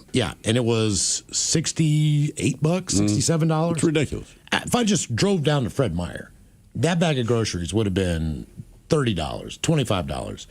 But then again, I'm buying produce, which is ridiculously expensive. It is. I went to grab a bottle of Caesar salad dressing, all right, at the PCC. What did the bottle of, I can't remember the name of it, but what was the bottle? How much did that cost? At that store? Yes. $8.50. $13. Jeez, man. 13 freaking dollars. Make your own. I know that. Except that eggs are expensive, That's why I bought a small thing of Grey Poupon mustard so I could have that one. You're making your own? I bought anchovies. I bought all the crap. I bought a tube of anchovy paste. Yeah. I bought a little thing of lemon juice. I got all the crap. I'm going to make it tonight. And in the end, it's to eat a salad. And even if you like salad, you probably want something else with it. What are you good at that's not your job? 206-803-ROCK. Hello, Russ. Welcome to the men's room. Hold on there, gentlemen. Hola. Hey, I spent a lot of years in the military as a cook, and I got to where I could crack eggs with both of my hands at the same time. How long did it take you to master the art of that? Oh, probably about the fourth or the fifth year of being a cook, because we used to have to crack 30, 40, 60 dozen of them at the same time, and you had to be quick, you know. Of course. In the kitchen. Well, I'll tell you what, there's something very gratifying to me about watching someone make an omelet. who knows what in the hell they're doing. Oh, yeah. Correct. I don't know why. I'm mesmerized by it. It's like I'm not trying to watch what you're doing or stare over top of you. I'm just like, oh, this is going to be a good one. Oh, you can tell. What is the best thing you could cook? The military is not known for its culinary prowess, but as a result of cooking in the military, like what could you hook up now other than eggs? Oh, I could still make lasagna and cannellonis and all that kind of stuff. Was it an Italian restaurant? It was the Army. Or military. Oh, you're saying the military. Military, yeah. We were cooking everything there. I can still do it, but I'm a truck driver now, so. How happy were military people to see lasagna? If you made it right, a friend of mine was on shift with me, and she was an Italian girl. She was American, but she knew all the tricks that her grandma taught her about making lasagna, and it was just we had some of the best food around. What was one of her tricks? Well, she could stuff stuffed shells and seasoning she would put in it, and it wouldn't be like military type seasoning. She'd throw that out the window and put her own stuff in there, you know. My grandmother used to take all the ricotta and then mix all of the herbs into the cheese. That's the way to do it. Whip all that stuff up first, and that was one of her, and sometimes a little bit of an egg. Yeah. Depending on what she was doing. You want to spread the flavor around. Yeah. That's the idea with most cooking, right? What are you good at that is not your job? 206-803-ROCK. Hello, Bob. Welcome to the men's room. Hola. How are you? Well, the thing that I did, I've always wanted to do it ever since I was a little kid. But when I retired, I took up the hobby of making charcuterie. And so I make my own salamis, copas. Oh, damn. All that good stuff, yeah. Now, do you have a crank meat grinder, or do you have one do you use a Cuisinart? How do you do that? No, I've got a professional grinder. It's a 10 horsepower grinder. Now, are all the seasonings different for all of the different things that you're making? Well, primarily you have garlic, you have fennel, you have juniper, cracked black pepper, and white pepper. Those are the main basics. And then from there, you can expand. You can, I made one salami one time that was a truffle salami. So you can get pretty exotic with it. But one of the things that I'm most proud of is I made some copa, and I've got a friend that's up in Canada, and he goes to all the competitions all across Canada. So he told me to send some of my stuff up to him, and he would enter it. And in Montreal, out of 487 entrants, I took second place with some of my copas. Damn, man. Now, what's the biggest pain in the ass to make of all the different charcuterie that you do? Let me think about that. Copas and whole mussels primal mussels are the easiest. Anytime you have to start grinding stuff, then you have to worry about air mixture in the grind, contamination, all that. So probably salamis are the tougher ones. Okay. Some of the easier ones, prosciutto is good, but it takes a long time. But the copas that I do, they take 6-7 years for those to mature. So how are you dry curing this stuff? I've got 4 chambers down in my basement. Damn. Okay. So you're serious about this. Do you do sausages as well, or just the meats? Oh no, I can do sausages. At Easter and Christmas, I do hams for all my friends. And you buying those raw and then cooking? Yeah, I buy the shoulder of the pork, and then I cut out the different muscle groups that I want to use and everything. And all my spices are imported. Most of them come from Spain and the Calabrian region of Italy. And I've got some mold spores, the white stuff that you see on salamis. Yeah. That's called penicillium mold. And some of the spores that I have are from a cave in Italy that's over 500 years old. I have a friend that I met through these different groups, and he sent me some of the mold spores from his parents' cave. I'm not being funny, but is that legal? Like with the FDA, if you were to fly to Spain, grab a bunch of the stuff and fly back, are they going to flag your ass when you land? Would they throw any of it out when you get there? Oh, yeah. Yeah, customs will nail you big time. My daughter lives in Australia, and I tried to send her some stuff down there, and she and I both got the nastiest letters from customs. Basically, if you ever do this again, you'll come to your house and arrest you. Do you know other local, hobbyists when it comes to this hobby? I know other people that do it, but I just pretty much do it on my own down in my basement. Okay. Yeah. A friend of mine, he does it as well. And then he happens to like the soccer club I like. So like he'll send out an email hook you up. and you can request if you go to watch the Arsenal match at a certain brewery, he'll make sausages and bring them in for you. Oh God, how good is it? It's awesome. Yeah. I think you used to call that when I was a kid, gabagool. Gabagool? Gabagool. Yeah, that's my favorite to make. Gabagool is also copa. And to me, that's the prettiest of them when you slice them up. I've got a slicer that I can slice it to where you literally can almost see through it when you hold it up to the light. Okay, now here is what I perceive to be the downside of your ability, which I find very intriguing. It's like being the first kid to turn 21 or the one person that owns a pickup truck when your friends are moving around all the time. Like, how many requests do you get throughout the year from various people to hook them up with blank? Oh, quite a few, but I get invited to all the parties, the Super Bowl parties, all that good stuff. Do you dry age your steaks? Yes. You do. How good is that? Yes. It does make a difference. If you've had a few beers or a bong hit, you could care less. But, yeah, I know, but still, like, how long? Okay, how long is that a month?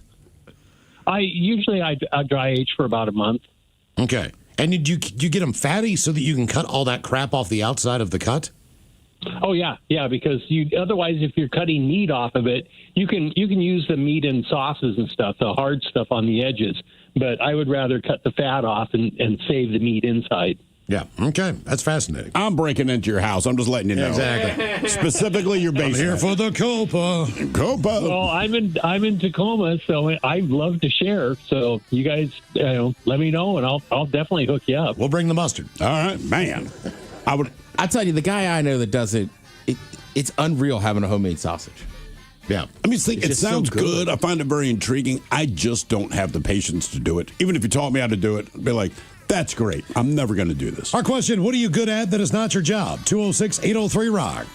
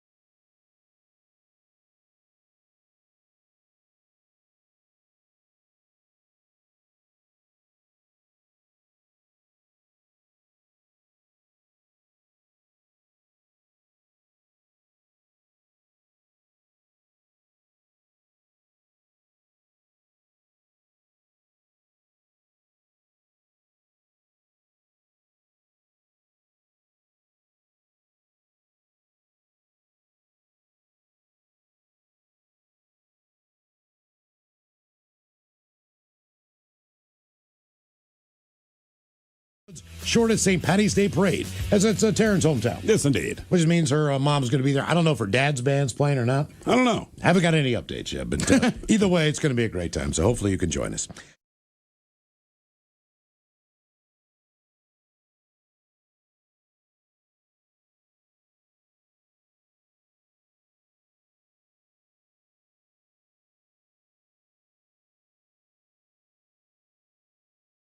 Go through just, Apparently, titanium does not set it. I mean, I don't know this to be true, but anyone I've talked to that has any metal in their body doesn't seem to set off the metal detector. And when I first got whatever the hell it is they put in my arm, I thought for sure I was going to set it off. What is in your arm?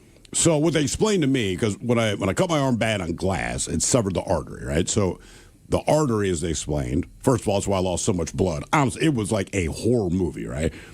Like you instinctively, cover your wound with your hand. It didn't hurt. Mm-hmm. And then I picked my hand up to see the damage, and the blood shut out. Keep in mind, this is an old brownstone in Baltimore. It hit the ceiling, 13-foot ceilings, and it hit the ceiling with velocity like you dropped a water balloon off the 10th story of the building. I mean, it's just like splashes off the ceiling, and I'm like, oh, no. Then I pass the F out. But when I wake up, they explained to me, so the artery frayed. So it wasn't something they could, quote-unquote, stitch back together. So they had to cut both ends of the artery to get rid of the fray, right? So and then it's a tube again. To bring it back together. To bring it back together, but there was a mesh, I don't know, some kind of metal mesh thing that they put in there to let the artery grow over. Okay. So the blood was still flowing. So anyway, that's basically what that was. And I don't know if it dissolved over time. I don't know what the deal is. Like I said, they kind of explained it. I was just happy to have my arm, so I kind of don't care the procedure. Yeah. But every time I went to the airport, I'm like, I'm waiting for it. Well, that's what I'm waiting for it. Never set it off. My daughter had a hole in her. God forbid you run a little hot in your armpits or a little warm or your junk. Yeah. You have hot balls. They pull you aside. I literally have metal in my arm. Nothing. Actually, they pull my ass aside because, according to you guys, I look like a terrorist. I know the beard doesn't help. Being black doesn't help. But I'm like, it cannot be random if it happens 100% of the time. I don't even want to fly anywhere with you. I just want to go to the airport with you and watch this. And look happen. At the, like, it's ridiculous. No, why are you here? But you said you could see it on the I just want to see. Right, because you could, look, I've done it enough, right? Where you turn around, you can see the zones on your body. Right. Well, they don't always x-ray you.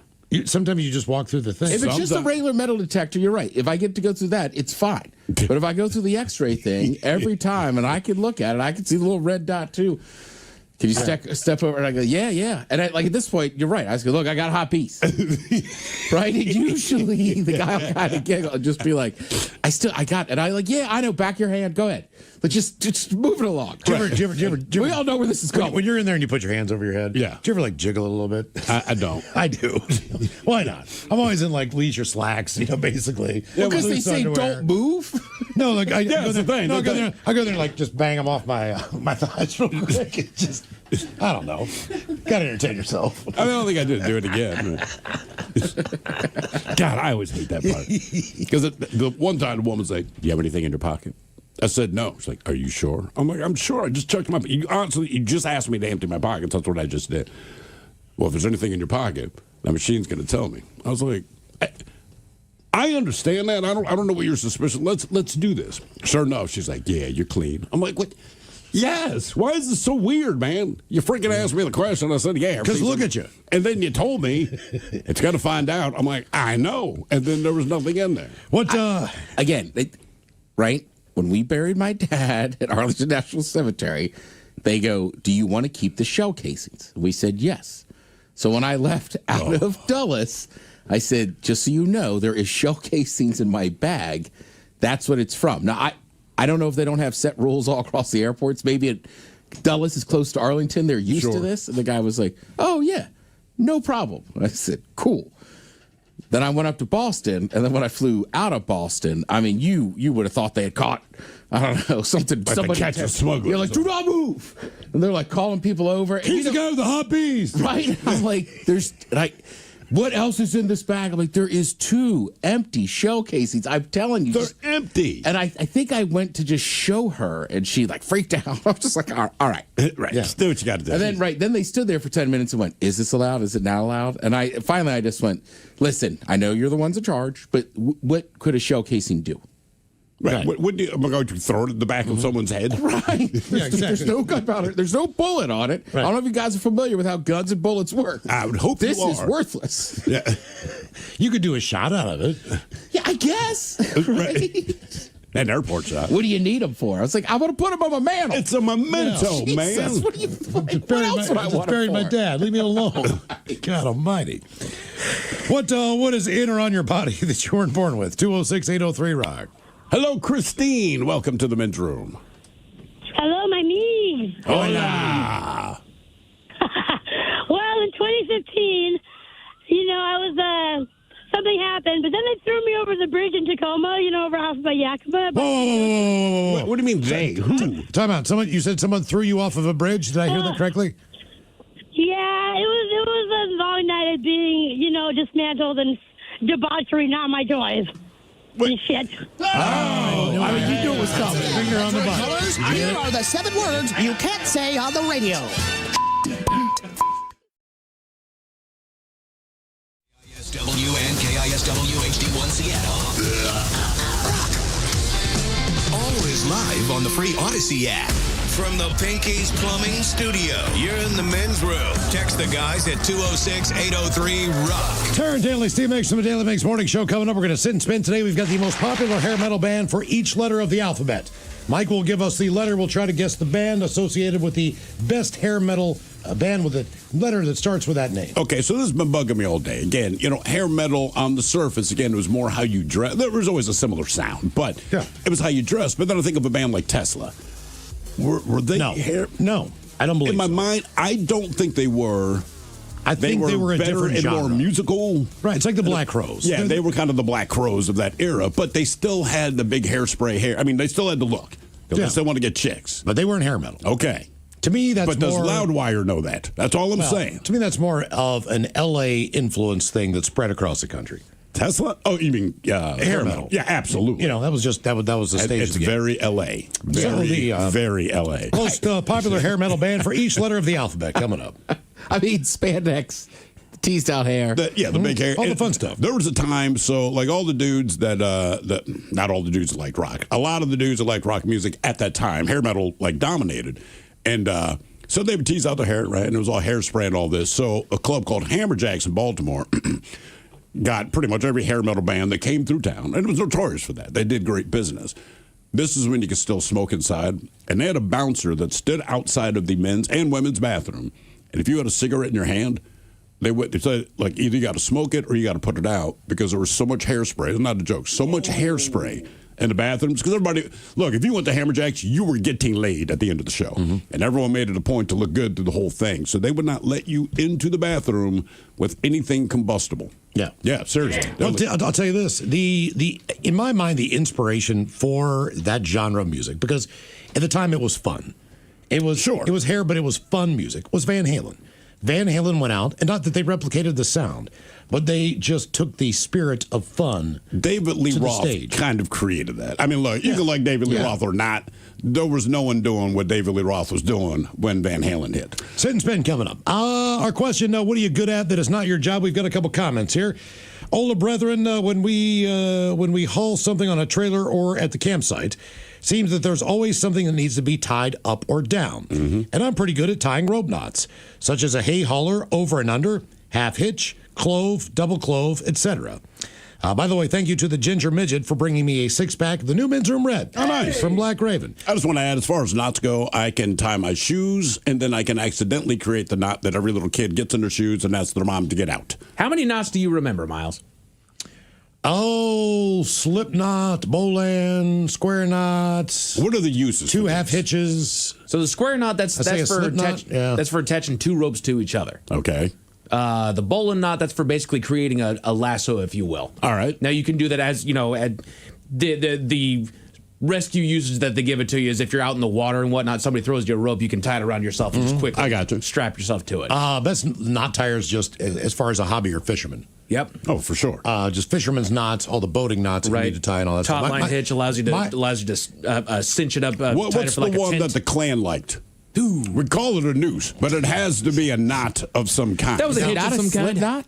Oh, yeah. Is that a slip knot? It's a kind. Yeah, A slip knot is not necessarily a knot. A slip knot is a type of knot. Okay. You know, there are certain knot names that are slip knots. My dad, no noose. My dad would take me fishing, man, and I get hung up a lot. And he could put together a fishing rig in 2 minutes. I mean, impressive, with leaders on it, with weights on it, with all the things depending on what you're fishing with. He knew all those knots. Well, that was from the Elk Plain Drifter, by the way. It also depends on what you're fishing for.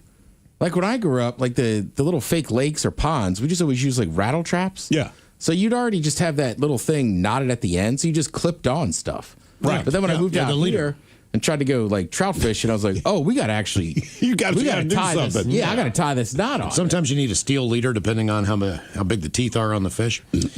Guys, I can wiggle my ears and touch my tongue to my nose.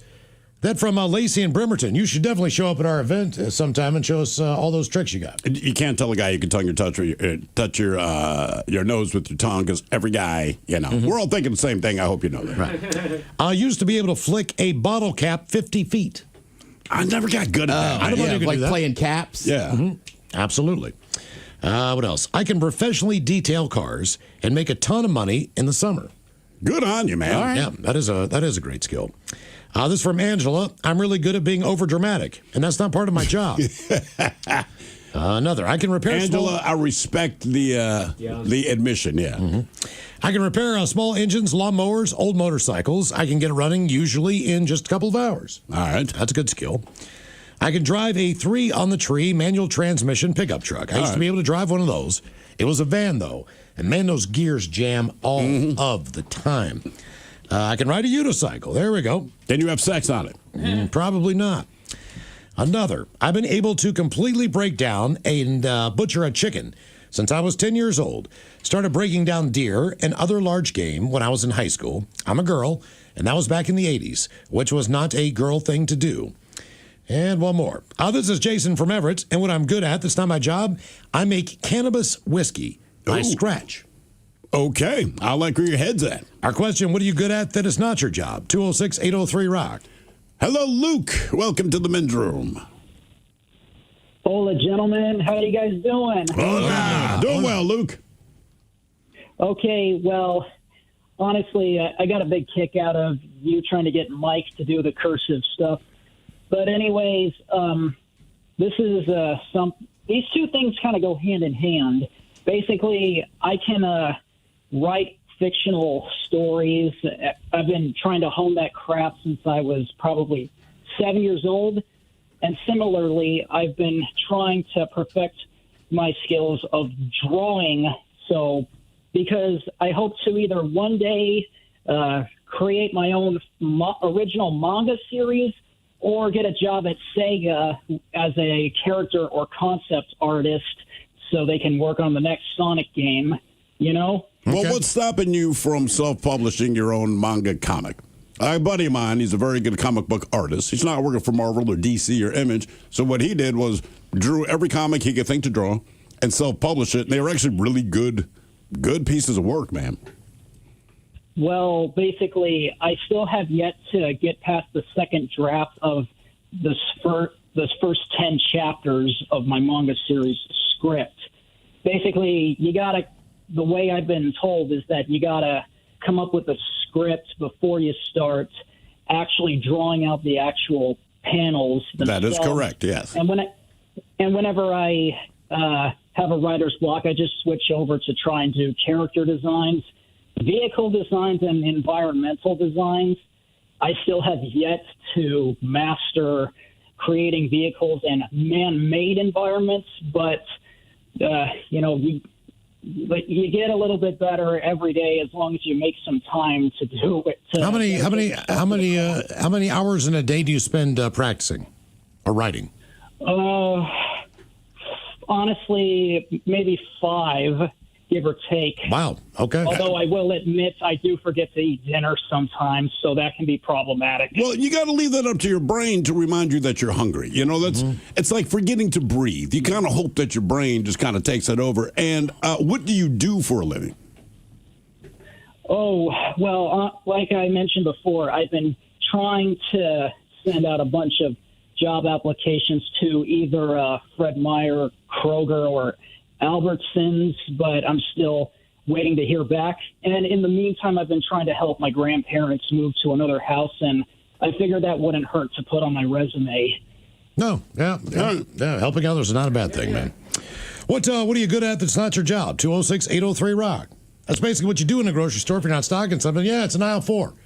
Yeah, what are the jobs in a grocery store, right? I mean, I know you can work. I can work behind the butchery. I can do the seafood. I can do the cheese. I can work at the hot stuff and all that. Cashier, stock shelves. Baggers are back, believe it or not, depending where you go. Yep.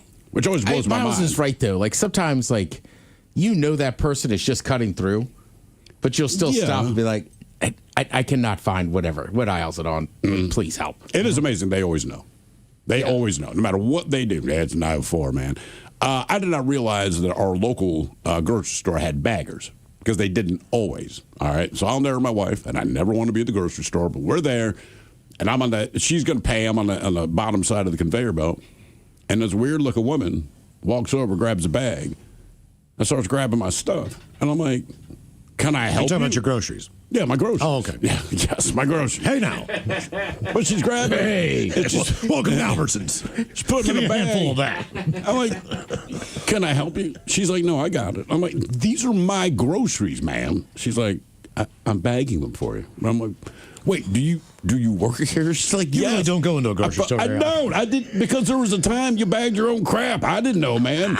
I was trying to be cool. It goes back and forth. That's what I'm saying. Let me get this right. I order the food and you make my dinner and bring it to me? I didn't know because she wasn't standing there when we started. And I think they like especially on the weekends when that store is very crowded. Yeah, they hire like 2 of them for like 4 lanes, so they just kind of go back and forth. I know this now to be true. I did not know at the time. So it looked, no offense to her, but she looked crazy, right? And a lot of crazy people walk in and out of that store. That's why I was like, I'm sorry, can I help you? And she's like, no, I got it. And I'm like, she's very, very cavalier about this whole thing. What are you good at that is not your job? 206-803-ROCK. I think sometimes they're...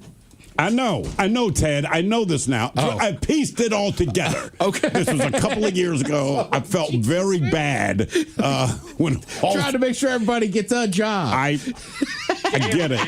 Yeah. I was just, I did not realize that at the time. And yeah, I did. I felt so stupid and bad, man. I felt really bad. My wife's like, you're kind of mean. I'm like, I thought it was a crazy person trying to steal my food. Get off my groceries, man. Yeah. Hello, Amanda. Welcome to the men's room. Hola, boys. Hola. Hello. All right. So I am a good person that does stand-up comedy and public speaking. Wait, you said you're a good person at stand-up comedy and public speaking? Yes. All right. How long have you been doing stand-up comedy? So I've been since COVID. So how many years is that? However many. I don't know. I got 6-ish. COVID fog, but whatever this year is. Then so 2020, it became a thing. Like I did an online thing through the Tacoma Comedy Club, and I practiced with some comedians. I had a couple people say, okay, come on over. We're gonna have you do a gig, and let's see how your bits are. I did very well. I did so well. How many minutes are you doing up there? Because I mean, even 5 minutes can feel like an hour and a half when you're standing up there doing jokes. Oh my God, you're sweating like all hell. But it's like it depends. Okay, so it depends. If you're having a good night, it could feel like it whizzed by.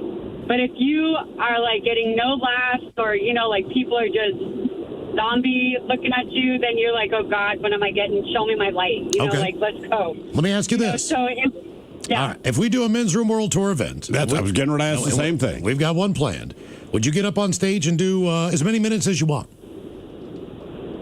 I would do that. Oh yeah, I think we should see a little bit of her act before we give her free time. No, Look, man. We're flying without a net. If she's not funny, that is on her. It's going to be if quiet. She is funny. Maybe people enjoy the quiet time. Yeah, we'll take full credit. But yeah, you'd be willing to, because it'll be a muckle shoot, I'm pretty sure. We just have not nailed down a date sometime this summer. But you would be willing to go up, give it a couple of minutes, and do your best material.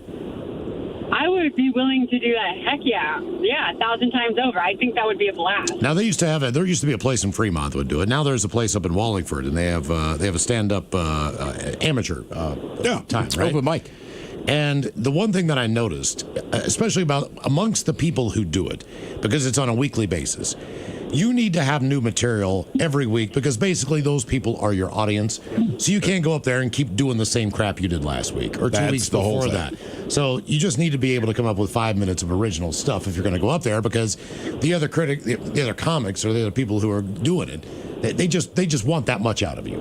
Of course. I did it about 2 years ago, place in Greenwood.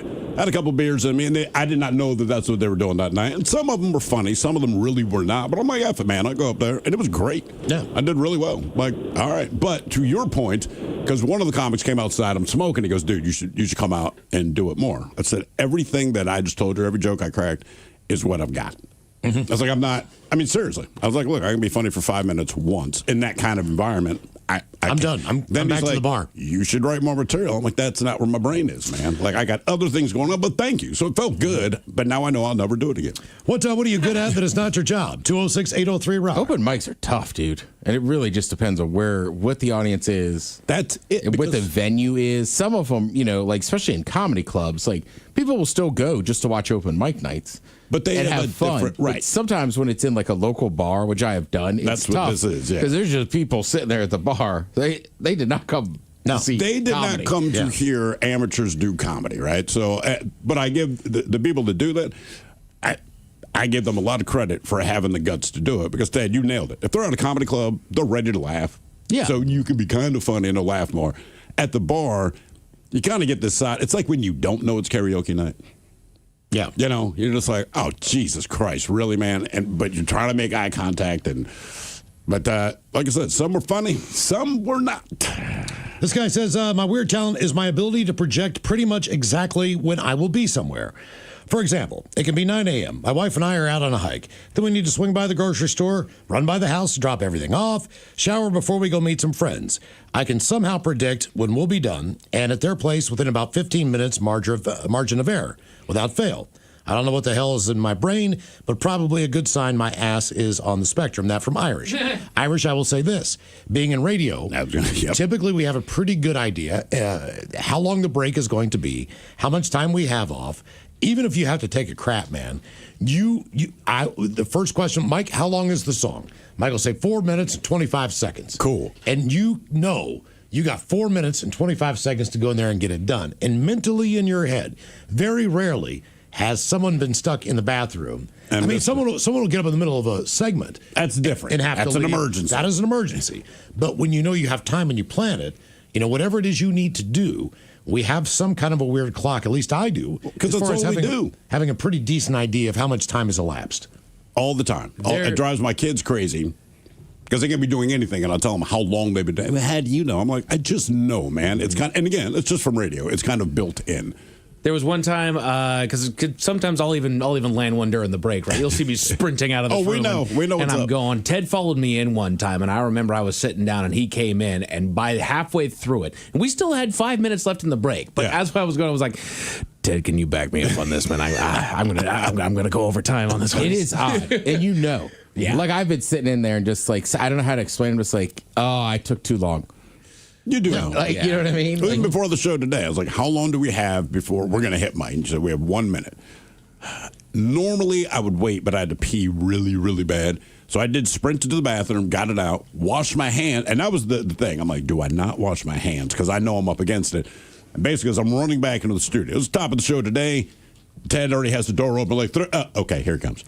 What are you good at? That is not your job. 206-803-ROCK. It set a goddamn timer. People cooking stuff in air fryers and ovens. Oh, I know. Reheating it. Like, come on, man. It's usually. I don't know why it drives me up a wall. Hello, Logan. Welcome to the men's room. Hola, bicholas. Hola. Oh, yes. What I'm good at, that's not my job, is getting cars on the road to honk at me for obscure reasons. Such as? Like if I were to, where I have done this multiple times, wear a Spider-Man suit, I have gone in nothing but boxers and a white beater undershirt with a get this, a portable grill. So people are honking at you for positive reasons. Sorry, what? People are honking at you for positive reasons then. Yes, positive reasons. I don't hold up any signs that say like screw abortion or whatever. Right. Okay. The guy that always gets me is shirtless guy driving. Oh, yeah. Because I'm just thinking to myself, like, is he totally naked or is he just driving? Like, who gets in their car? Because you have to wonder. If you're not coming back from the beach, if you're not in a place that's sunny and warm, you know, you're the guy with the Jeep with no doors. I get it. We get it, sure. I get it. But when you're just driving down the road, man, and you're in your Prius and you don't have a shirt on, I'm like, what is going on over there? We got a rental car right now, and we had to honk at a woman today. She almost slammed into us. We had not honked the horn in the rental, and we agreed, maybe let's not honk the horn again. Dude, I mean, what's the thing? 'Cause our regular car, which right now, let's just say, is in hospice care, that's a real horn. You know, you honk that thing like you know people aren't effing around. We honked this one today. First time we heard it, it's just like, noik. I'm like, that's almost embarrassing. Taryn Daly, Steve Makes a Daily Makes Morning Show coming up. We'll sit and spin. We've got the most popular hair metal band for each letter of the alphabet. And we got your emails coming up next from the men's room at KISW.com.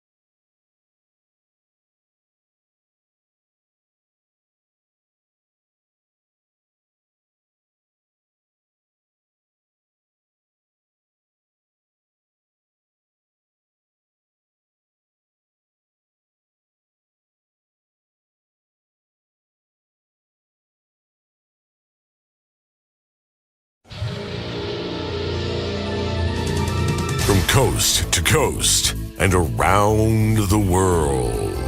If it's not important, you'll hear it here. Exclusively on In Action News. Here now are Stone Ledbetter and Felix Foxworthy. Tonight, Calvin of Calvin and Hobbes fame was arrested on multiple charges, including owning an exotic pet without a license and urinating on a Chevy truck. But first, you'll want to tune in tomorrow when we will be joined by Lionel Richie. Lionel Richie? We're going to have Lionel Richie on our show tomorrow. Yes, sir. Mr. Richie will be joining us for a... Lionel Richie. 36, 24, 36. Ow. Oh, my gosh. Lionel Richie's going to be on our show? Yes, Bonnie, I'm trying to explain. Oh, my gosh. I need to get my hair done. I need to get my nails done. I need to buy a new dress. Bonnie, I don't think you need to... Did you say that Lionel Richie is going to be on tomorrow's program? Yes, Dolores, Lionel Richie will be on tomorrow's show, but... I want that man to sign my breast. That is a disgusting image, Sea-Devil. What did Lionel Richie ever do to you, Satan? Lionel Richie doesn't want to see devil's milk jugs. Shut up, you sniveling bag of pus. Lionel Richie would rather sign my breast than have to look at that coagulated mass of dander you call a face. Besides, he's my hall pass. Does he know that? He's gonna find out tomorrow. Somebody needs to warn that man. I'll let Lionel Richie sign any part of me he wants to. Okay, everyone, all of you, just stop it. Sorry, man, everything's signed that Lionel Richie is coming on tomorrow's show. I'm gathering that, but if any of you would let me finish, I am not talking about 4-time Grammy Award-winning singer-songwriter Lionel Richie. What? I'm not talking about the American Idol host. But you said Lionel Richie's coming on tomorrow's program. Dr. Lionel Richie. Who the hell is Dr. Lionel Richie? Dr. Lionel Richie is a renowned proctologist who will be joining us tomorrow to talk about men's health. Let me get this right, Stone. We're not having the mustachio musical genius and singer of the song Easy on tomorrow. We're having some man who puts his finger in the backside. That's what you're telling us. Well, I think that Dr. Lionel Richie does more than just insert his finger in the erectum, but yes. He's a proctologist, and he'll be joining us to encourage men to take their health seriously. About 1 in 8 men will be diagnosed with prostate cancer during their lifetime. Okay, read the room, Stone. None of us are feeling that, Playboy. You did this to us before. I did what? Overpromised. I didn't overpromise anything. Not everyone named Lionel Richie is the Lionel Richie. Last year you told us that Harry Styles was going to be on this show. Yes, Reverend Harry Styles from the Church of the Savior located downtown.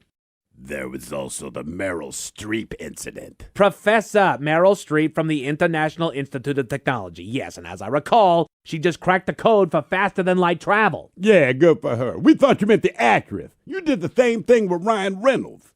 What? We got an interview with Ryan Reynolds. But you brought in the actor. We thought you meant the Ryan Reynolds who works on the 4th floor in accounting. He does card tricks. You were disappointed that we didn't interview Ryan Reynolds from accounting? He does card tricks. He also makes balloon animals, Stone. And he does a funny Elvis impression. You know, you would know this if we interviewed him. Unbelievable. Well, sorry to disappoint you again, but please join us tomorrow when Dr. Lionel Richie joins us to talk men's health. Nobody cares, Playboy. We'll be back next hour. From Coast.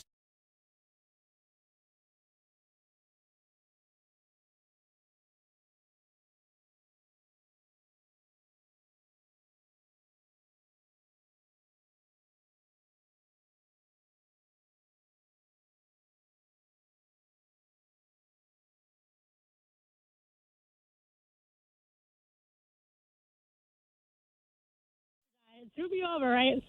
And then it was 40 feet, too. The bridge is 40 feet, and I landed on I-5, coming on the on-way traffic. Thank the Lord, the cab driver stopped. And then, so my right heel is full of titanium plates and pins, and my spine broke, so I have a titanium spine holding me together. And my left side pelvis detached, and I have a titanium pelvis. Okay, how old are you? How old are you? 33. Okay. 33. I got to ask, you said it was a night of debauchery. Were you guys doing meth? How did somebody throw you off a bridge? No, not debauchery like that. Like, I was like RAPE, like, then the D later, you know what I mean? Come again now? I'm not entirely... Why did someone throw you off of the bridge? I just told you it was a night that I was taking advantage of. It was basically a sacrificial thing. It sounds like it's because they mentioned that Jesus died. I don't even know. Yeah, that's what happened, anyways. Yeah, so then I went over the bridge, and then they took me to St. Joseph's, and then I went to Harborview for like a month and a half. Dude, I was like couldn't pee in a toilet for like a freaking month. Huh? Showered after a month. And 8 months later, I went back to welding in my steel-toe boots and everything, normal life. Didn't even go to rehab, like physical rehab. I did it all myself. I'm so resilient. It's like crazy. All right, so somebody, they kidnapped you. This was a horrible crime. It was very horrible. It happened over on 63rd and East McKinley in Tacoma. If you know where that's at. No. I just the way you kind of set it up, it sounded like you'd been out partying and then somebody threw you off a bridge. I know, because I don't want to say it like that. I don't want to say it like I don't want to pity like, oh, you whatever. It was like ugh.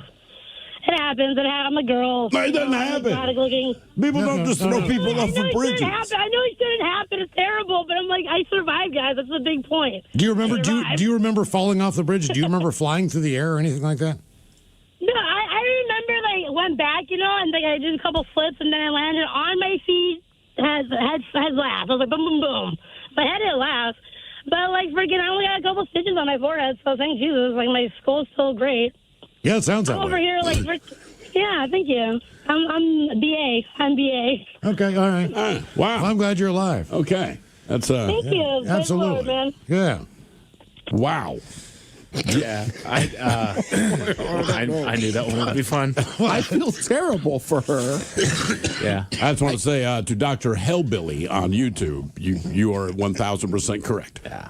I was did a spit take when they were posting up there. She wanted to use a nickname on the air. Yeah, I'm not saying that. Well, okay, what did she tell you? What was the story? That was it. I literally answered the phone. Let me write it down. I literally answered the phone and I just said, "Hey, men's room, are you calling in to answer the question of the day?" She says, "How about a titanium pelvis? How's that work?" I said, "That works perfectly. What is your name?" She may have been hitting on you.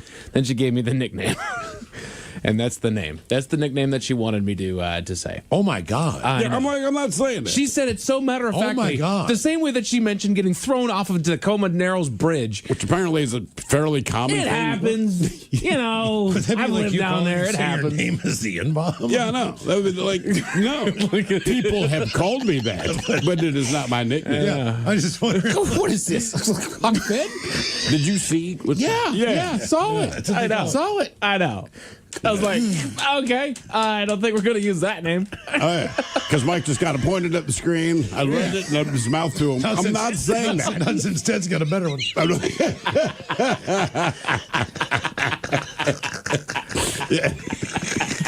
Dr. Cheese, Ted. Come on. All right, let's go to break. There's a lot going on. Yeah, let's go. I feel terrible for her. Yeah, I'm glad she survived. Me too. Just for the record. I got to take a walk around the block. What's in or on your body that you weren't born with? 206-803-ROCK. Do have your headlines on the way at 5:50. But first, quick check out with Mike Hawk and some of the... 99.9 KISW. We return to the men's room with Miles and Thrill. Taryn Daly, Steve Mix, our Daily Mix Morning Show coming up. We're going to sit and spin with the most popular hair metal band with each letter of the alphabet. But first, time for a few emails from the men's room at KISW.com. You've got mail.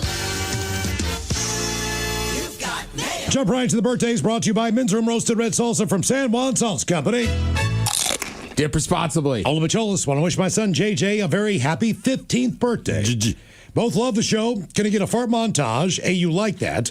And maybe Coach Ted hyping him up for next year's tennis season. Thanks, guys. Lots of love. That from Dad.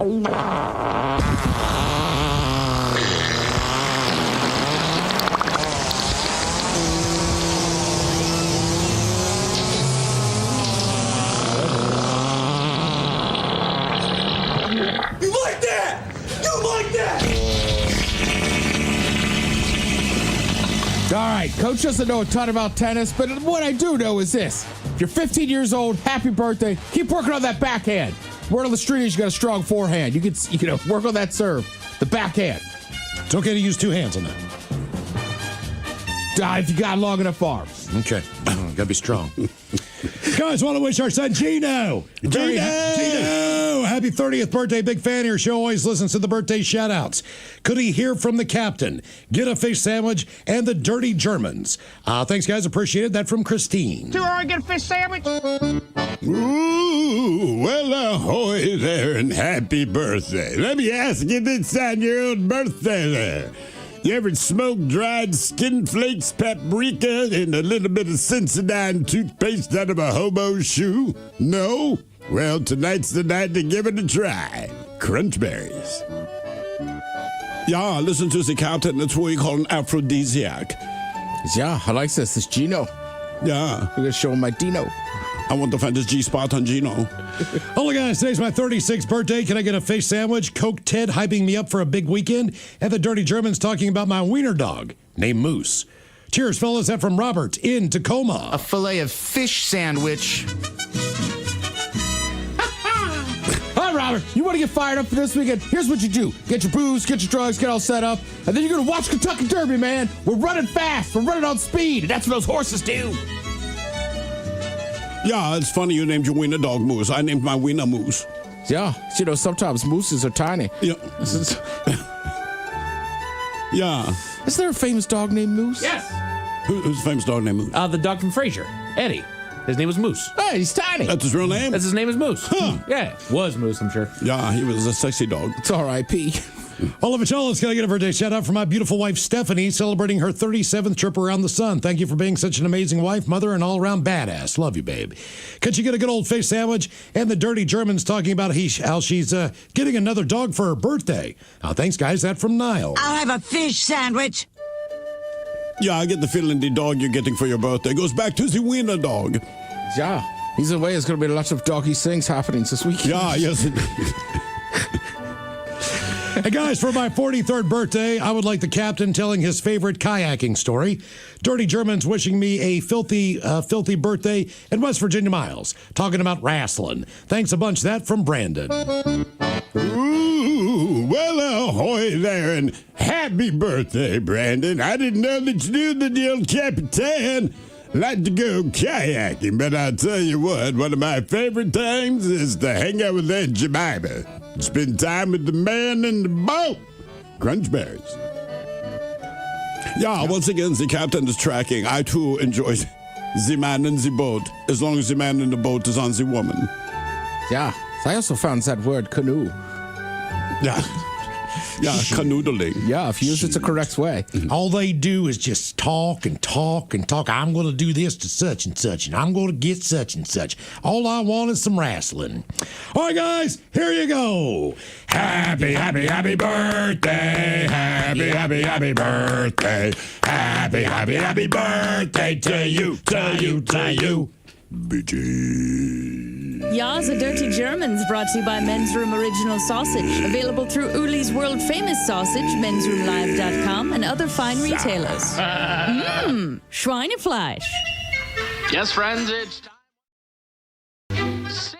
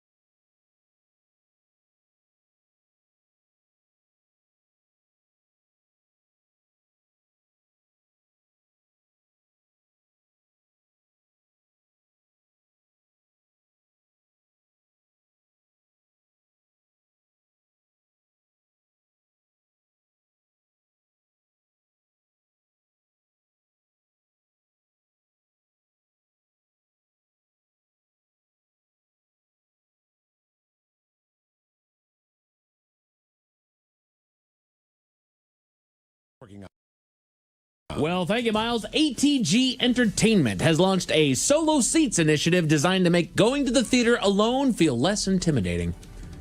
How does it make it feel less intimidating? Can't you just buy? I mean, I buy seats alone. I guess I don't know if they're reducing the price of it. I don't know if they're launching the initiative because some people are embarrassed about it. And we're not talking movie theater. We're talking about going to like plays and going to stage shows. Oh, okay. So, all right. That's embarrassing to go alone. Yeah, right. I would just like, look, man, my wife wants to see stuff. I'm like, dude, have that. I'm not going. I go everywhere alone. I'm perfectly fine. Exactly. If you're going to see what you like, go enjoy it. So, but I mean, I could fathom. When's the last time you've been to a concert alone? Yeah, I don't know. Right. So I mean, like, movie theater seems dumb because I never understood as a kid why we took dates to movie theaters anyhow. You don't talk. But I could fathom. You take your wife to the movie theater, not your date.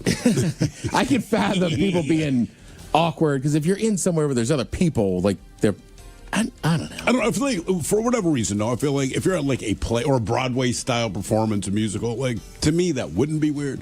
Because it's kind of similar to a movie theater because you're not really supposed to be talking during that. So, like, yeah, go by yourself. And the only thing you hear is, I think they're here alone. Oh.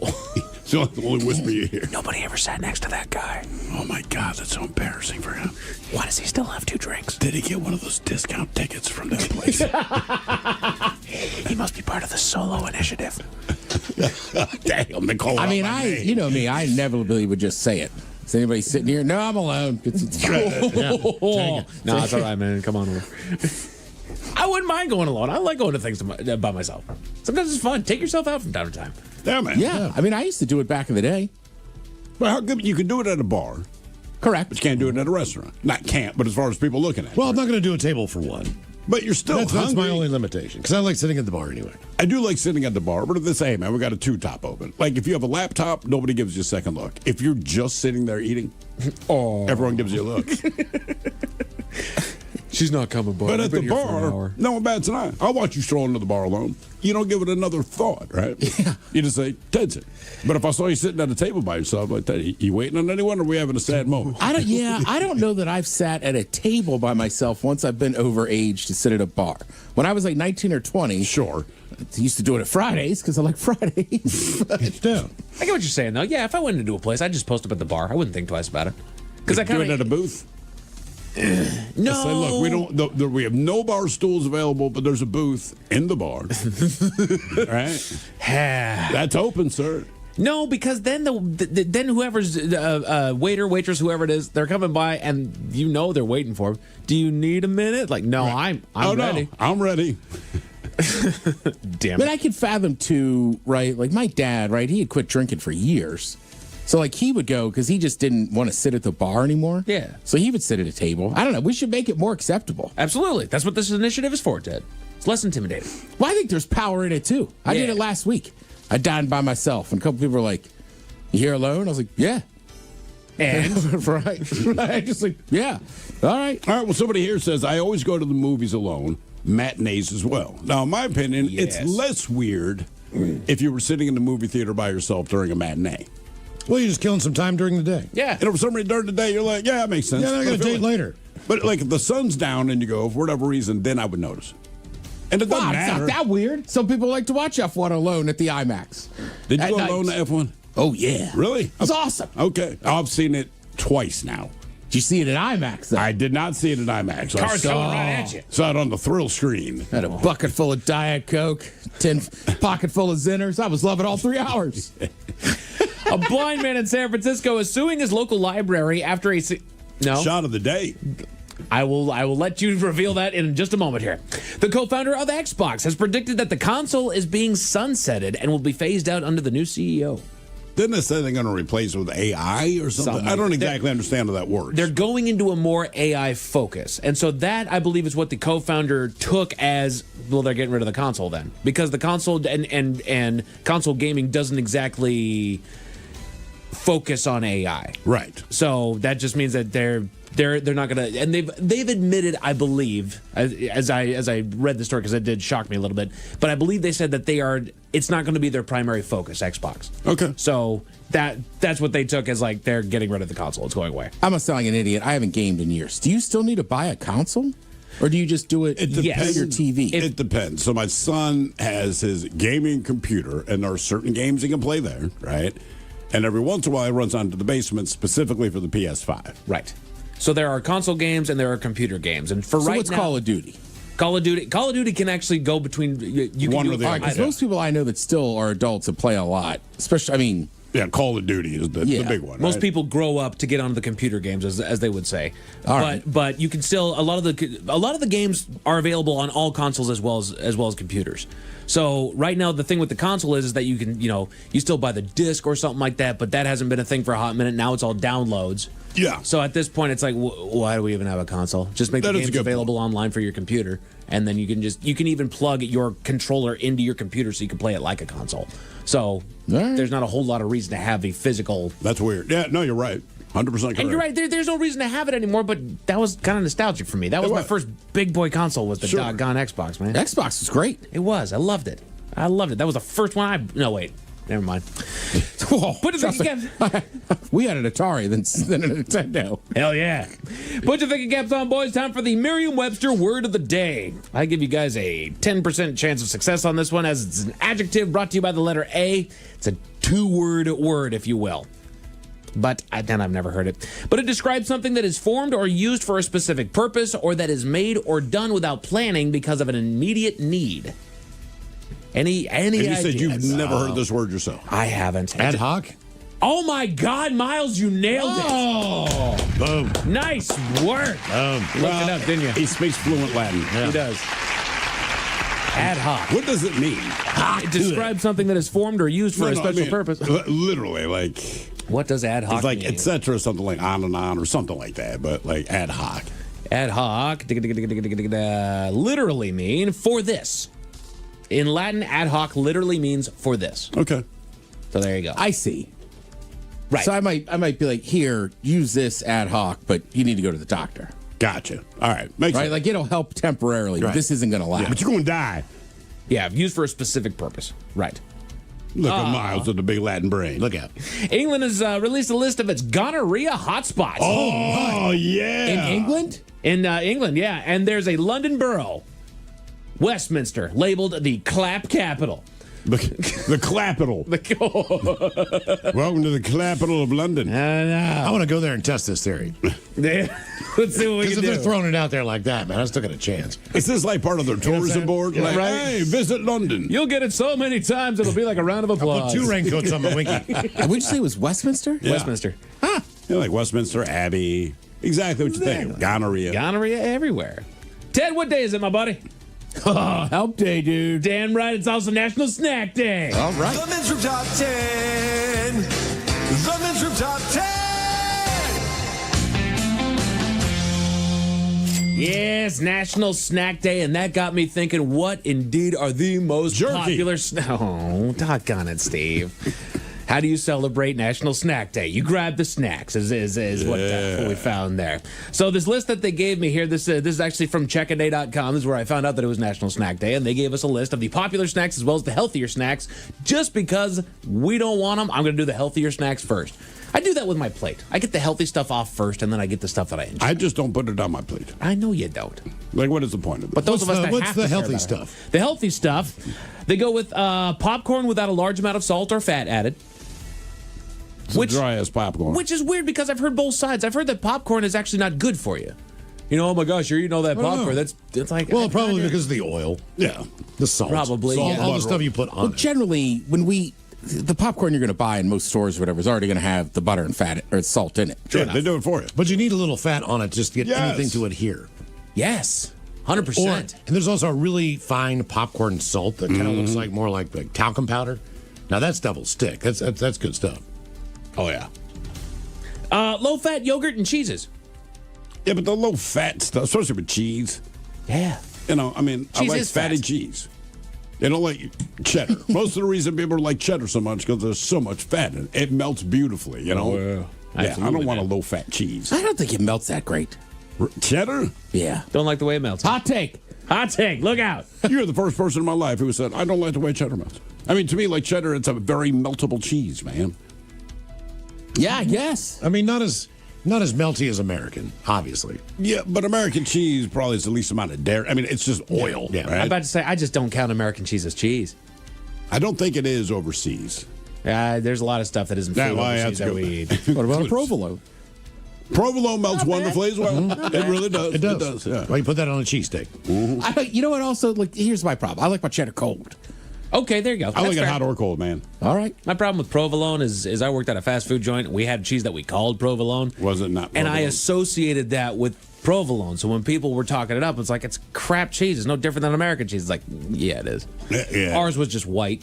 Right. Yeah, if you go somewhere and get like a proper Italian hoagie, you get that provolone, that capicola. Yeah. It's delicious. Whole grain cereals, oats, and granola bars with few added sweeteners. Okay, again, right. We call that bird food. Right. They're kind of teetering a line here. How's that? Well, yesterday, right, we were talking about a list of like things that are healthy that aren't, and granola bars was like high on the Sure, list. but that's also, again, it's with few added sweeteners. The granola bar, they're tossing all kinds of sugar and nasty. The into that granola bar you're willing to buy has all the garbage in it. The one they're trying to sell you is the one you don't buy. Correct. Yeah. It's the stuff that my wife gives me in a jar. Like, isn't this delicious? It's a fun little snack. No, Did it's you not. really like that stuff? Yeah. Okay. Yeah. Nuts and seeds. Sure. Unsalted nuts. That's right. Try that on your wife. Okay. Fruits and vegetables may be dipped in healthy dips such as hummus and yogurt. All right, hummus I like. The ranch that you drench it in, yeah, that ain't good for you. I'm still using those bagel chips. Oh, why not, man? For the hummus? Yeah, I'm not. To me, I already feel like, yeah, that's healthier. It's close enough. Correct. And you know what? I Close think we do a lot of that, especially in our society. Is like, you know what? It's not the worst for me. It's better than other stuff. It is. Yeah. Because we have so much bad stuff. Right, It like makes these pretzels are so much better than chips. Exactly. Even though they're probably not. You ever the bitchin' sauce? I've heard of it, but no, I haven't That's gotten pretty into good. it. All right, I dig it. It's So like now, some healthier sauce made with something. No, it's like almonds or something. You talking about like the you're right. hummus dip? Yeah, right beside- it's over there, that right, hummus. It's right Oh, beside it. yeah. They got, a Bitchin' they got a sauce. squirty one and they got a Bitchin' dip. sauce. let's get to the popular snacks there for National Snack Day. Bottom of the list, they go candy. Well, sure. Yeah. I'm in a different. Sometimes there's phases of my snacking, and candy ends up at the end of it because again, it's a dessert. It's something sweet, and it kind of cuts everything off, if you will. But candy, to me, it's just a treat. But we have different ideas of candy. Like, you grabbed that box of Sweet Tarts. I did. And I'm like, no, and I was bitching about Easter candy, going like, you get all this candy, and I don't want any of it. Oh, no, those things were on the counter? Yeah. I would never touch those for $100. No, you also don't like fruity candy. You prefer chocolate. Yes, correct. Right. Those So- also, though, they look like the chalky ones. the chalky ones, but they're not. They're like Oh. sweet tarts. All right. Okay. See? Maybe so. Just Mike goes, I don't like he goes, try one. I go, ugh. I don't like the chalky ones like a Smartie. You do like those? No. I don't like those. Because to me, they remind me of Rollies. Like Brock's used to have some kind of chalky big God, those things candy are that terrible. grandma would stick in a bowl. And yeah. Terrible. Snack mix, Terrible. such as a Chex Mix or Gardettos. Ooh, Gardettos. Yeah. That's what it's Okay. I like the little brown, what is that? The rye bread or Melba whatever. toast. that is. Yeah, whatever. Melba toast, yeah. That's it. You could It's like, buy it's like just dried pumpernickel or something. Yeah, there you go. Melba toast. Yeah. You could buy that. You could. But I'm I just like it all saying, they mixed sell together. it because it's so popular in their mix. You could buy just the Melba toast. You could. The thing what's- is, I don't think I'd ever go through it, right? So, like, I'm happy when I eat it, but I don't know that I have the things to go with it at home. And on the bar mix, which I wish more bars would do, I like the little, like sesame sticks. Oh, those things are awesome. Yeah. Those are pretty strong. The toast makes sense for you though, Miles, because you're also loving on the bagel chips just a moment Yeah. ago. It's the same thing, just a smaller version. Yep, pretty Different much. kind of bread. Different kind of bread. Give it to me, Ted. No, I'm just it's a strong point. He's just like toast, dude. Crackers. Popular snacks for National Snack Day. Crackers. Crackers. I'm always down for crackers. The club crackers, the saltines, the Ritz crackers. I mean, Triscuits. every once in a while, because I eat them so infrequently, I don't dislike them. Chicken and a biscuit. But I'll have like a Ritz, and I'm like, God damn, that's Well, good. I Then tell you you have what, a man, plain ass so- saltine. I'm like, damn, that's good. But I think Ritz are the superior to the club because they toast them a little bit longer. No chance. Club crackers, premier cracker. Where you break them? Yeah. They're perforated? No, I think the Ritz wins. I will say this though, I just don't eat crackers unless there's soup or like cheese and a cured meat. Charcuterie. Do you have to have the cured meat, or can you just do cheese? I'll do it with just cheese. Well, sure. But you could buy those packs that already have the crackers and meat and cheese in there. Yeah. In my pantry, I have rolls of those crackers. Oh, really? I ate all the meat and cheese. I was like, no, I feel like crackers today. Pretzels. All right. You guys prefer the folded pretzel or the pretzel stick? As an adult, I'll just take the pretzel stick. However, and we talked about this briefly yesterday, in the freezer, I think they're from Trader Joe's, but the frozen soft pretzel. Ooh, well, sure. Look, it's a game changer. You just throw it in the what the hell do I have? Oven, air fryer. Air fryer. Thank you. Throw it in the air fryer for a couple minutes. Does it grow, or are you just heating it? It doesn't grow. It just heat. And I thought for sure they were going to suck. I'm telling you, man. Me and my son can put down a box. Where did you get it from? I believe Trader Joe's. It ain't gonna suck. That's a good point. I know. I told you when I grew up, my brother and I, we love the super pretzels. Yeah. The big hard ones? No, that box that you would buy frozen, like you're in like that big. Were they soft or are they? Yeah, you heat it. Same thing. You Oh, put them in okay. the microwave, or we used to put them in the oven because I'm old.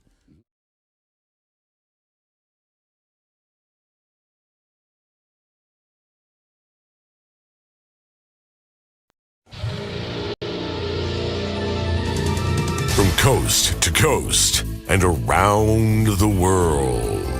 If it's not important, you'll hear it here. Exclusively on In Action News.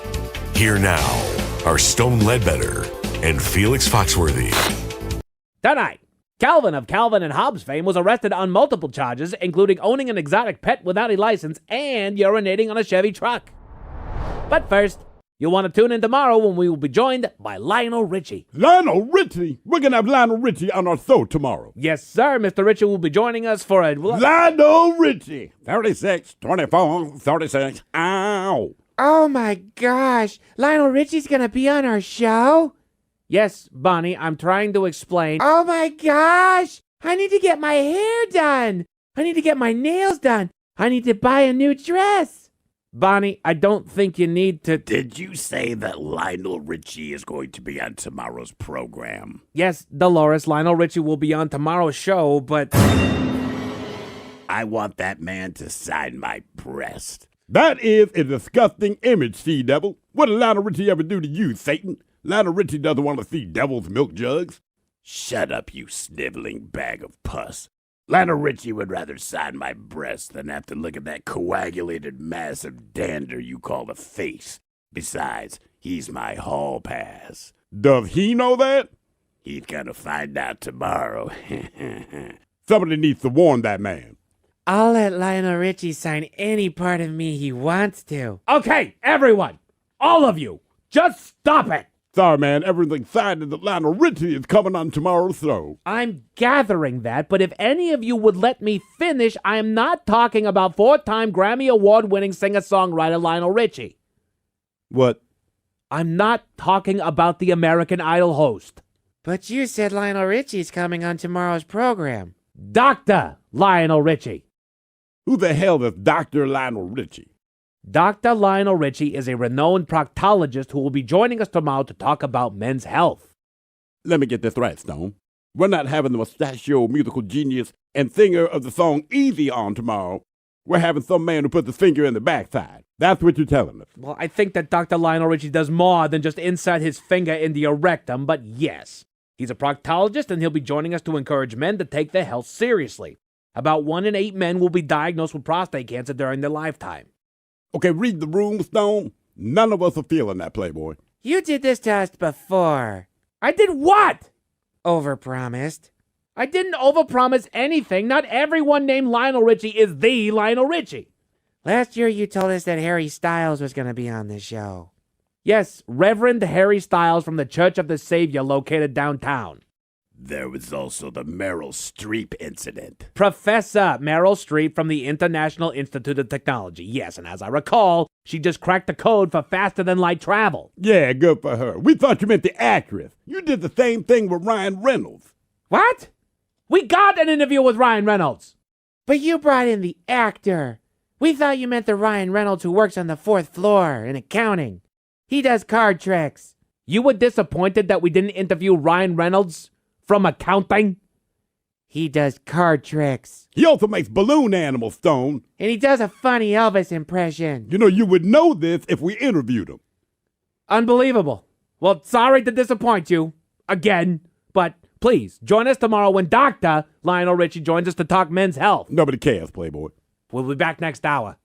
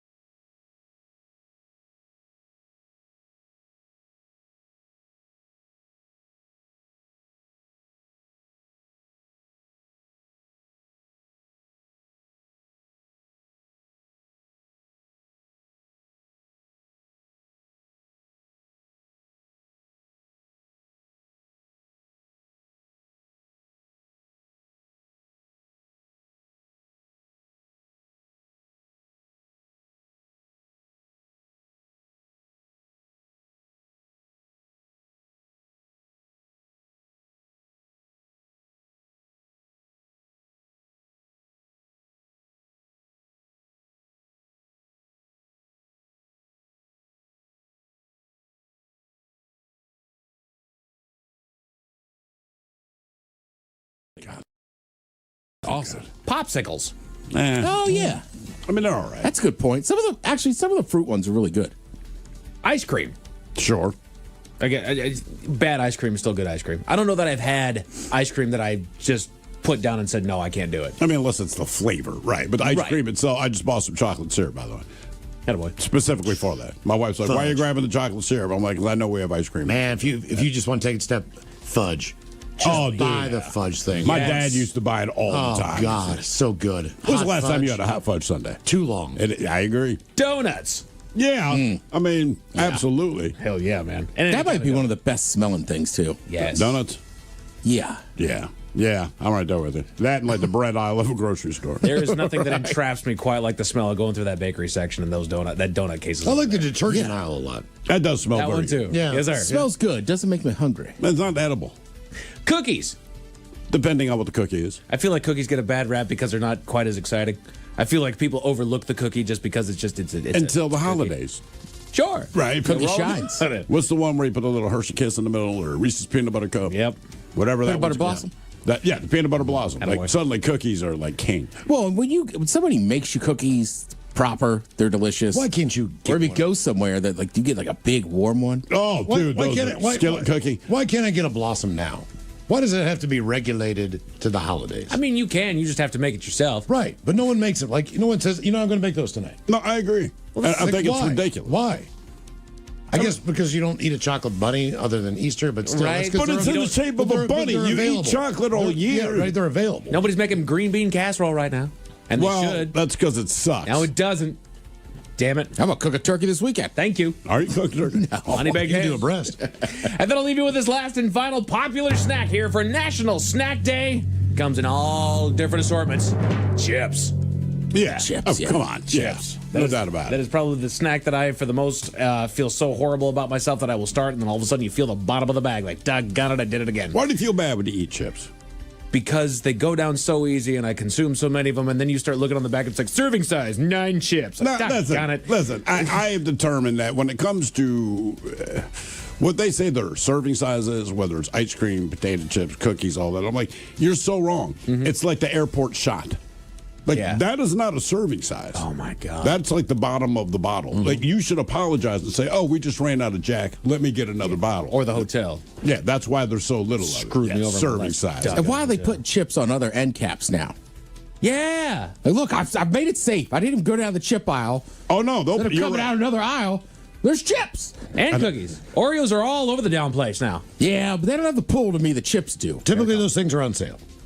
Yeah, but these Utz chips, man, they keep showing up, and they're just on the corners. Yeah. Ask your wife. She goes to the same store. I guarantee you she knows. And they're only in family size, Mike. They're daring me. Authorities in New York arrested a woman on multiple charges, but you won't believe what they found in her car, Miles. What'd they find in her car? Tell you about it at 5:50. Thank you, sir. Headlines are coming up at 5:50. In the meantime, have we made it to drinking time? Somebody out there deserves to be recognized.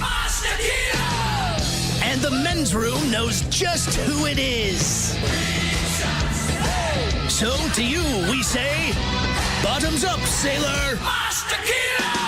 You're the toast of our shot of the day. Drink time it is, and as usual, we head to the drink desk and Steve a Thrill Hill to find out who we're toasting. Yes, indeed. And today we toast Mr. Anthony Lewis of San Francisco, California. He's currently suing the city after an incident at his local library. He took a service dog with him to the library, and a security guard there demanded to see the dog's rabies vaccination record. Now, taken aback, Lewis questioned the policy, having never been asked for the record before because he frequented that particular library. But that's when the security guard made the mistake of saying, and I quote, "Look on the wall. The sign's been there for a year and a half." Anthony is blind. Oh, man. And as Anthony put it, he said, "Look, man, I cannot see myself, but what other people have told me is that it's obvious I'm blind with my walking stick, the sunglasses, and the service dog. That's all." So he's like, "Look, it was fine up until the security guard said, 'Look on the wall, read the sign.'" What was it for? So he was going to the library. Apparently, he goes to the Braille and audiobook section of the library, which explains itself. Should be a heads up that he might be blind. He walking in with a service dog and his cane and his sunglasses. So again, security guard, I want to see. That's why they're rabies. All right. I want to see the rabies vaccine. And he's just like, dude, I've never been asked this. And that security guard just cut him off. "Hey, look at the wall. Sign's been there a year and a half. He's blind. He's suing. Yeah, good times. Good times. 99.9 KISW. The Men's Room returns with Miles and Thrill. All right, check out the 508. We'll drink and toast with the shot of the day. And we do have your headlines on the way at 5:50. But first, quick check with Mike Hogg and some of the stories and headlines he is not working on. Well, thank you, Miles. There's a town in Wisconsin with a new speed limit of 17.3 miles an hour. Uh-huh.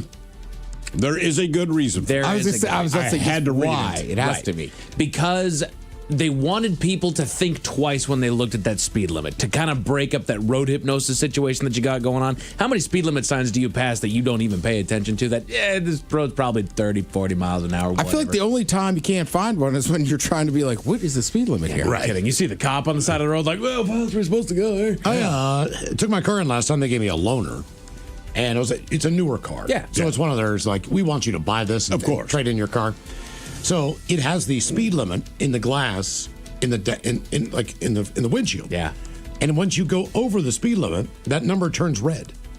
No kidding. So if you're in the green, you're okay. Oh. Or whatever the color was. But it will let you know you are speeding on this road. That would So annoy you the read hell out of me. what? You read what? 90% of the drive.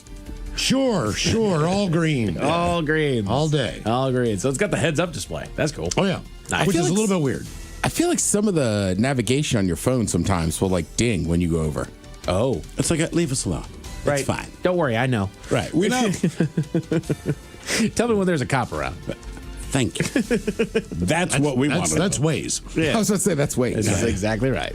A new study concluded that there are 3 distinct types of compulsive AI chatbot use: the escapist role play, the pseudosocial companionship, and the epistemic rabbit hole. All those are sad. For the most part. That's what really helped me with my research.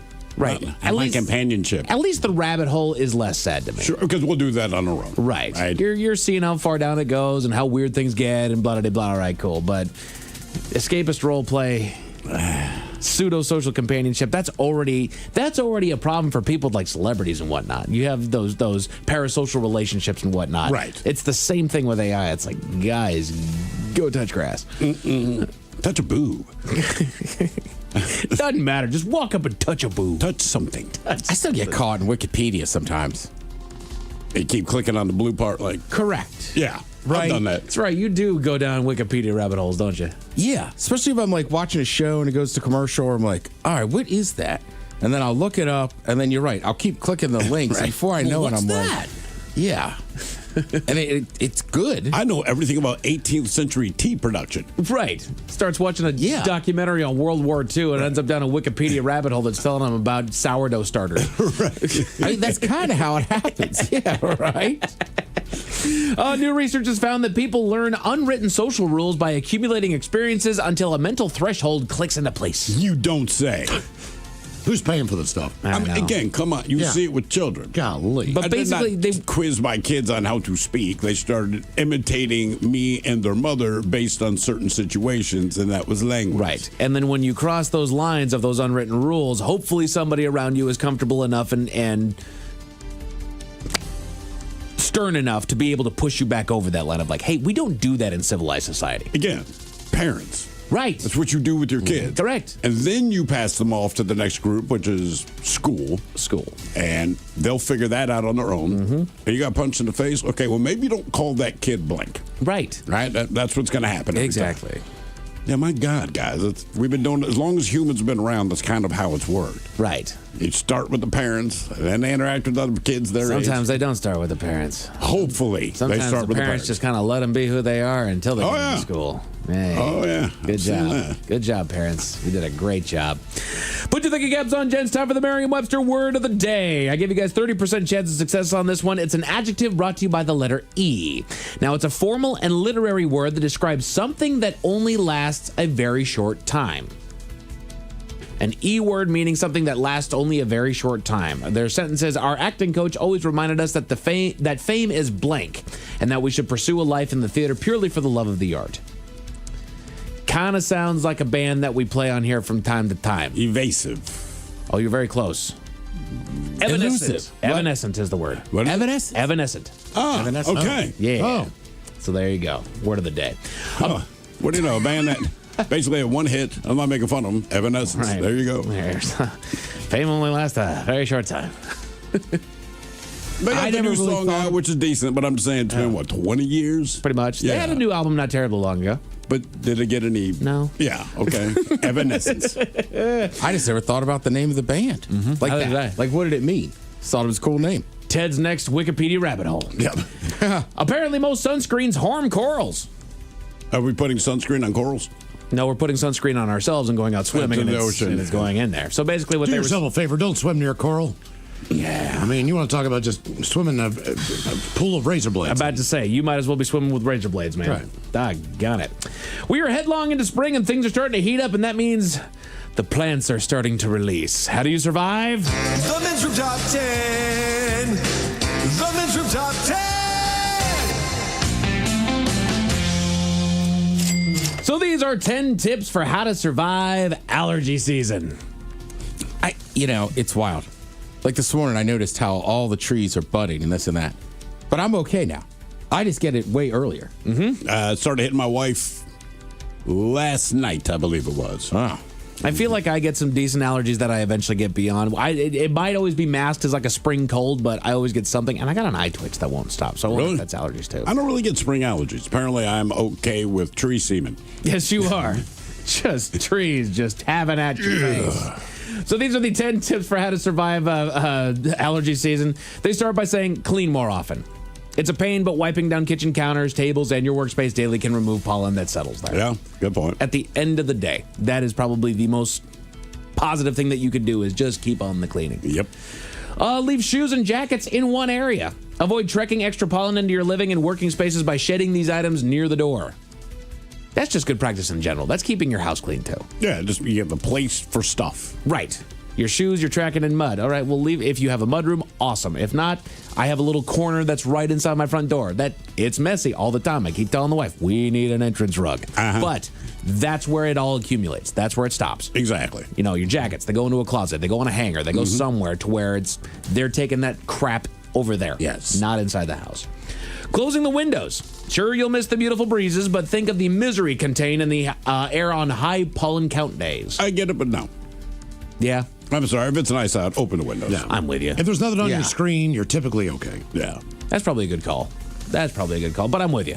If the sun's shining, my windows are open. Yep. I love a nice little gentle breeze that rolls through. This is prime time right now to keep those windows open. Shower at night, they say. Think of all the pollen on your body at the end of the day. Instead of laying down to sleep with it settled onto your pillow, wash it off with a pre-bed shower. It's been a while since I've taken a night shower. Say what now? It's been a while.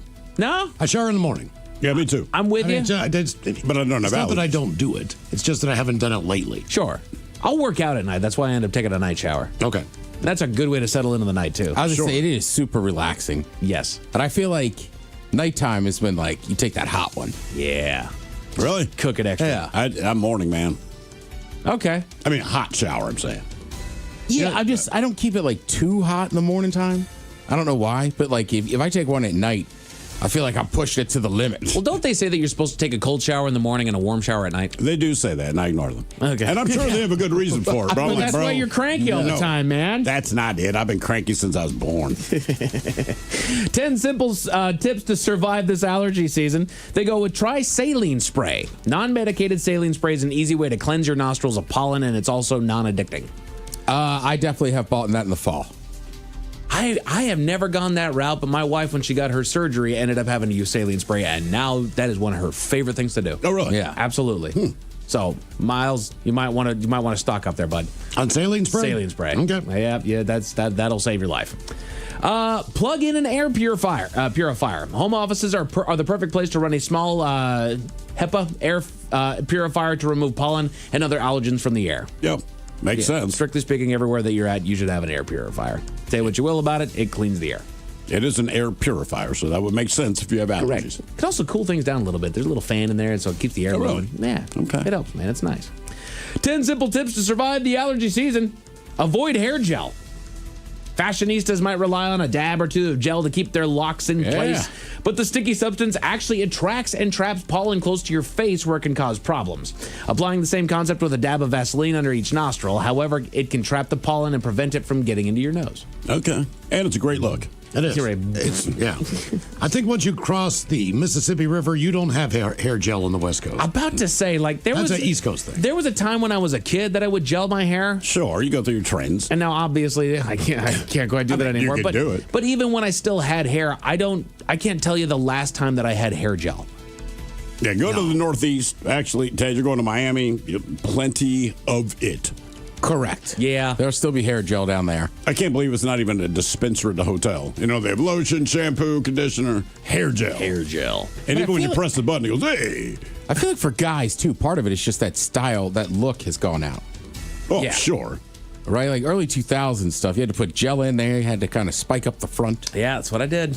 That's what we all did. I look like a dork. Yeah. Everybody did, but at the time, you don't know it. Yeah, but I took it to Jedi levels, man. Okay. But Thrill's right. I mean, it's hard to look back at any type of fashion or hairstyle. You looked stupid in retrospect, but at the time, you know, you looked fine. Yep, that was the way to do it. Telling my son that. I'm like, oh, are you hip right now? Okay. Yeah, well, guess what, bud? Yeah. And I get it. He's up with the trend, and all the kids I see his age, I'm like, you're all dressed the same. And we all go through it. Right. But I'm like, you're definitely going to look back on this and be like, my God, did I run a dry cleaner? Right. That is something that is, being on this side of it, I actually laugh at because you're right. The generation that's going through school is always concerned about how they look, what they're wearing, what their hair looks like, what the accessories that they have. Right. Like my wife loses her mind about, oh my God, I can't believe it. I'm like, why do you care? I don't care at all. If you're happy with that, man, knock yourself out. Right. Because I looked stupid when I was a kid, too. And fashion-wise, they're the loudest. They have the biggest chains. They have the biggest clothes. They have the brightest things. They have the biggest hair or biggest glasses or whatever it is. It's always loud. Their fashion is loud. By the time you get to this point, like everybody in this room, we have our own little fashions that we're enjoying. We're all kind of boring in here right now. Oh, yeah, that's why your kids look at you like, what do you know? Yeah, exactly. It's all about comfort. Then you look back and I'm like, why in the You know what, Miles, you just nailed it. Because we're old. We want comfort. Yeah. Right. That's why people are rocking Skechers. It's also different because it's not an office environment anymore. No place is. I mean, some places do 3 days a week. We do not. So we're not going to see anybody. If we go out to an event, you know what? I might try to put on a decent shirt. Yeah. Something like that. Other than that, the hell with it. We got Wednesday. Who cares? I mean, not anymore. Yeah, I mean, that's gone. Yeah, that's gone. We're fine. Shield your face. Again, these are 10 simple tips to survive allergy season. How do you shield your face without looking ridiculous? I'm glad wear a you mask? Hats, visors, sunglasses. They're more than just fashion statements. They also protect your eyes from airborne allergens like pollen. And also, they help you not itch your frickin' eyeballs. Yeah. Ted. I know. That's what I'm saying. It's wild. Everything's blooming now, and I'm kind of okay. But a month ago, I was dying. Right. I just like how every year it's the same thing. At some point, we'll be in a break, and Ted's like, I know I shouldn't do it. But I'm going. I've had to tell myself not to. Go wash your hands. Go wash your face, Ted. And I don't know why. It takes me 3 days to realize it. I'll be sitting there in the evening time watching some type of TV or sport. Just like, stand by. It's it. And it's like the third day when I go, it's the allergies. Right. Your face is all puffy like doggone it. Yeah. But I don't know. I forget every year. Twice a year. It sneaks up on you. It's the craziest damn Thanks, thing. Mike. I got you, man. It does. Let's see. Turn recirculate off in your car. Oh, yeah. When you're out driving, keep the windows and sunroof closed. If you use the air conditioning, set recirculate air off to avoid drawing in pollen-laden air from the outside. So keep it on. Keep recirculating on. Yeah, why would they say They turn keep it saying off? turn it off. No, you If you're don't. keeping your windows up and everything else, you'd want to recirculate the unpollinated. Right. You want it off. Right. Yeah, I don't get why they're saying that there. That's exactly They want you to die, Mike. Yeah, they do. One of our last bits of advice: screw you. Enjoy the pollen, you jerk. Enjoy this pollen. And then I'll leave you with this last and final simple way to survive the allergy season. Simple. Track the pollen. Pollen counts peak outdoors late in the day, so you might want to put off yard work or other activities for a better experience. Our neighbors had some tree trimming going on. It was like 2 or 3 weeks ago.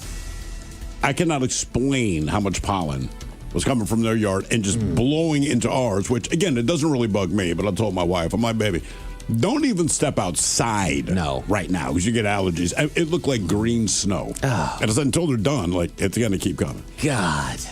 A woman in Massachusetts saw an 80-year-old friend about to be evicted, and she resorted to pretty wild tactic to ward off authorities. What were those tactics? Tell you about it at 5:50. Thank you, sir. Headlines are coming up at 5:50. In the meantime, have we made it to drinking time? Somebody out there deserves to be recognized.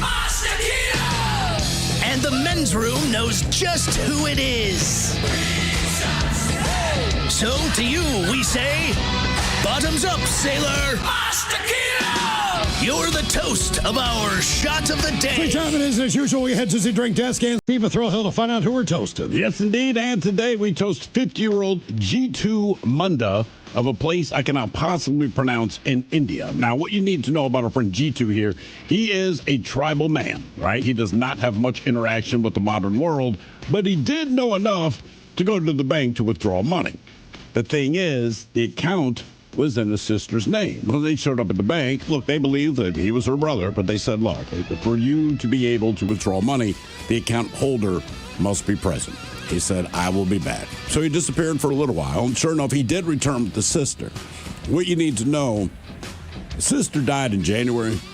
He dug up her grave, carried her skeleton over his shoulder through town. Like I said, he's tribal, so to him, all right, this is what they want.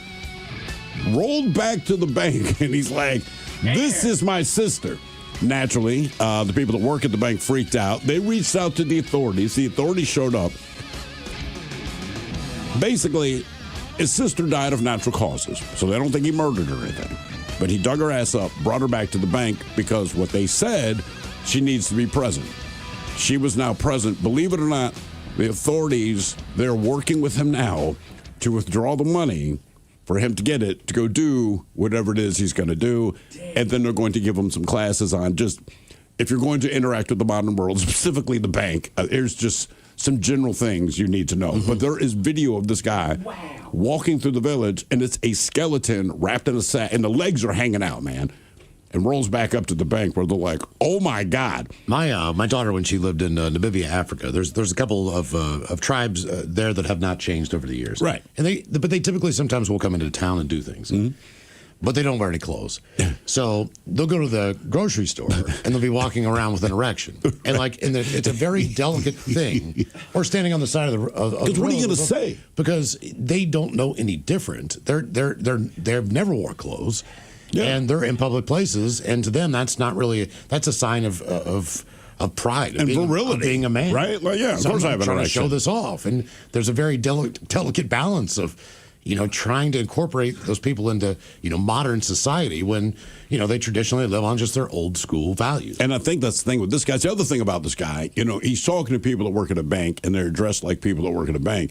He basically just has like a loincloth on with a burlap sack with some skeleton legs hanging over his shoulder, and they get it. I think it's the same thing. Like, look, he did not kill his sister. Everything's on the open up, but he responded to exactly what we said. And his thing was, they told me my sister had to be present, so I dug up her grave and brought her. But he did get his money, so all's well that ends well. So we pour this booze, and we drink this booze because we think it's yummy. Yummy! So over the tongue and down the throat to party in our tummies. Down the hola bijola. All right, let's get a contestant on the line now for Profile This, 206-803-ROCK. Profile This is next.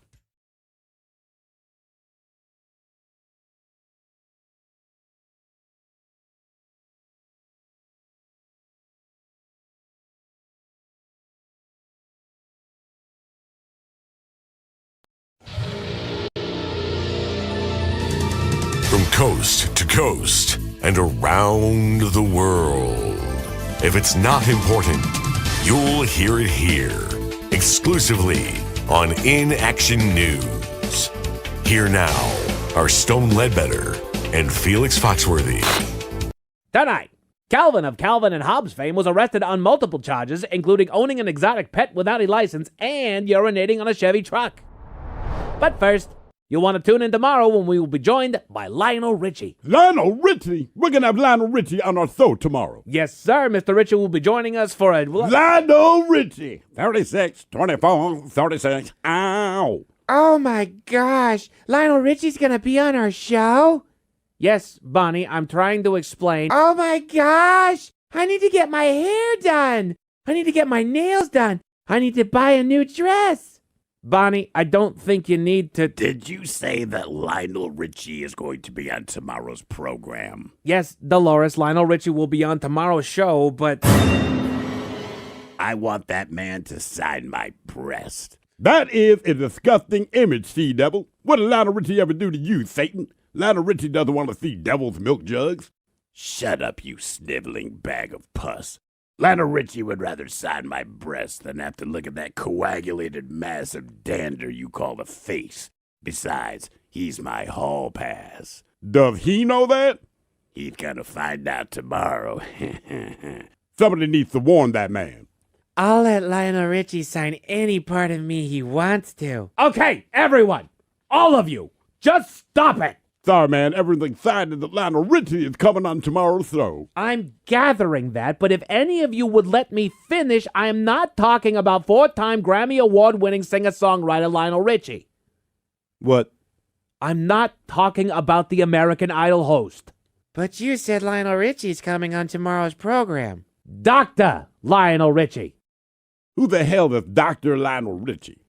Dr. Lionel Richie is a renowned proctologist who will be joining us tomorrow to talk about men's health. Let me get this right, Stone. We're not having the mustachio musical genius and singer of the song Easy on tomorrow. We're having some man who puts his finger in the backside. That's what you're telling us. Well, I think that Dr. Lionel Richie does more than just insert his finger in the rectum, but yes. He's a proctologist, and he'll be joining us to encourage men to take their health seriously. About 1 in 8 men will be diagnosed with prostate cancer during their lifetime. Okay, read the room, Stone. None of us are feeling that, Playboy. You did this to us before. I did what? Overpromised. I didn't overpromise anything. Not everyone named Lionel Richie is the Lionel Richie. Last year you told us that Harry Styles was going to be on this show. Yes, Reverend Harry Styles from the Church of the Savior located downtown. There was also the Meryl Streep incident. Professor Meryl Streep from the International Institute of Technology. Yes, and as I recall, she just cracked the code for faster-than-light travel. Yeah, good for her. We thought you meant the actress. You did the same thing with Ryan Reynolds. What? We got an interview with Ryan Reynolds. But you brought in the actor. We thought you meant the Ryan Reynolds who works on the 4th floor in accounting. He does card tricks. You were disappointed that we didn't interview Ryan Reynolds from accounting? He does card tricks. He also makes balloon animals, Stone. And he does a funny Elvis impression. You know, you would know this if we interviewed him. Unbelievable. Well, sorry to disappoint you again, but please join us tomorrow when Dr. Lionel Richie joins us to talk men's health. Nobody cares, Playboy. We'll be back next hour. From coast to coast and around the world. If it's not important,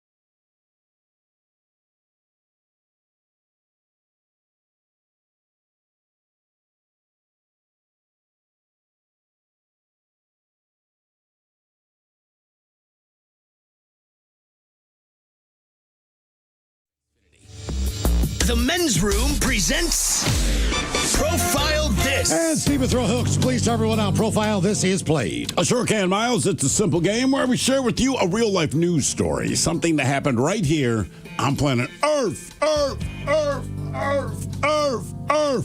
And as you listen to the story, based on the stereotypes you believe to be true of people and the decisions that people make, we'll ask you what it is you think makes the story a story. Hello, Alex. Welcome to the Men's Room. Hola. All right, Alex, you understand how this here game is played? Yes, because I played yesterday.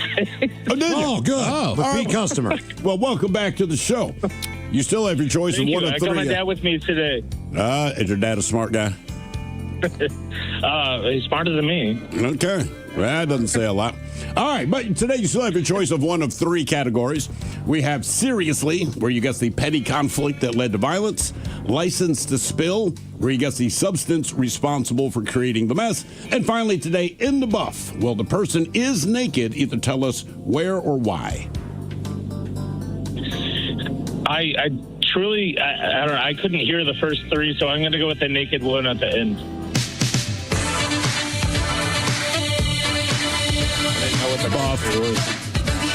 Buff. All right, here's the story. We go to Denton, Texas, where police arrested a naked 34-year-old man who was just being weird outside of a downtown restaurant.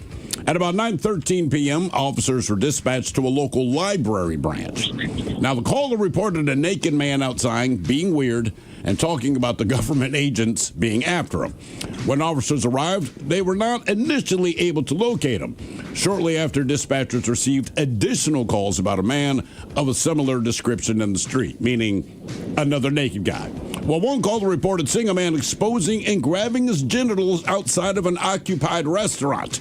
Another caller said a completely naked man, well, he was doing something kind of strange directly outside of that strange restaurant. Anyway, officers, they did find him and they placed him under arrest for exposing his genitals, and they booked him into the city jail without incident. What was the naked guy doing when the cops nabbed him? Was he, and keep in mind, he's outside of an occupied restaurant. Was he twerking? Was he pressing his body against people's cars? Was he masturbating, or was he chasing people? So twerking, pressing up against cars, masturbating, or chasing people. What was naked doing outside of the restaurant? My dad thinks pressing up against cars. But okay, you just learned something about your dad, buddy. What's that? You just learned something about your dad. All right, let's go with his answer. Pressing up against cars. All right. I'm going to go twerking there, Ted. You know what? I think he's masturbating. What was this guy doing? Was he twerking, rubbing against cars, masturbating, or chasing cars? We're going to find out next. That was a tease. You are listening to The Men's Room.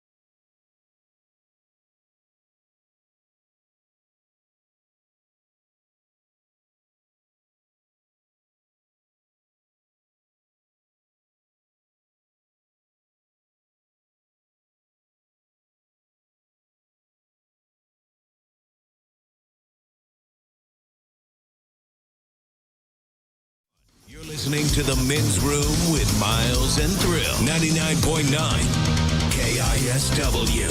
Category is in the Buff on profile. This Texas police arrested a naked man. He was first being weird outside of a library, then he moved on to the middle of the street, and then a full restaurant before he was finally arrested. Question is, what was this naked guy doing that was a little bit weird? Was he twerking? Was he rubbing his body up against cars, masturbating, or chasing cars? And Alex, that is a question that we asked you. Let us start with D-Ted Smith. Straight up said masturbating. No, he was not masturbating. All right. Miles, you went with twerking because, he's naked. Why the hell not? Might as well give him the full show. And Alex, you said, your dad said pressing his body up against cars, which makes your father kind of creepy. It also makes him correct. Wow. Yeah. He knows what's up. People just sitting in the restaurant watching a naked guy press his penis against the car like, I'm calling the cops. Was it a Ford Probe? I don't. Oh, no. Now, for all TV news all the time, it's time for TV Time with Ted. Now, because your pathetic life is confined to countless hours in front of a talking box, the Men's Room presents TV Time with Ted. All right, your choices today. You got the Jimmys, Fallon and Kimmel, Seth Meyers, Colbert, Steven, or Ted Smith.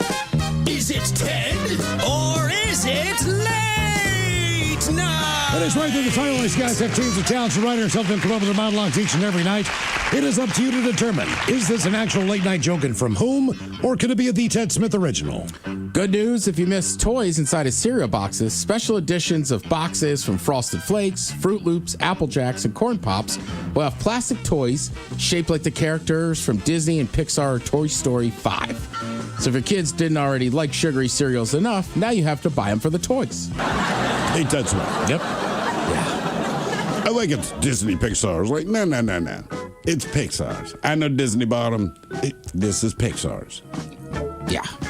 I know they're going to attach their name. But I'm like, Disney, you don't do stuff like this. You do Frozen. Pixar does this. Everyone was talking about how bad the security was at the White House Correspondents' Dinner. The good news is everyone is safe. And I think now security has figured this out. From now on, they're just going to put Trump in a locked deodorant case like they do at CVS. You'll never get into that thing. I'll say Colbert. Yeah.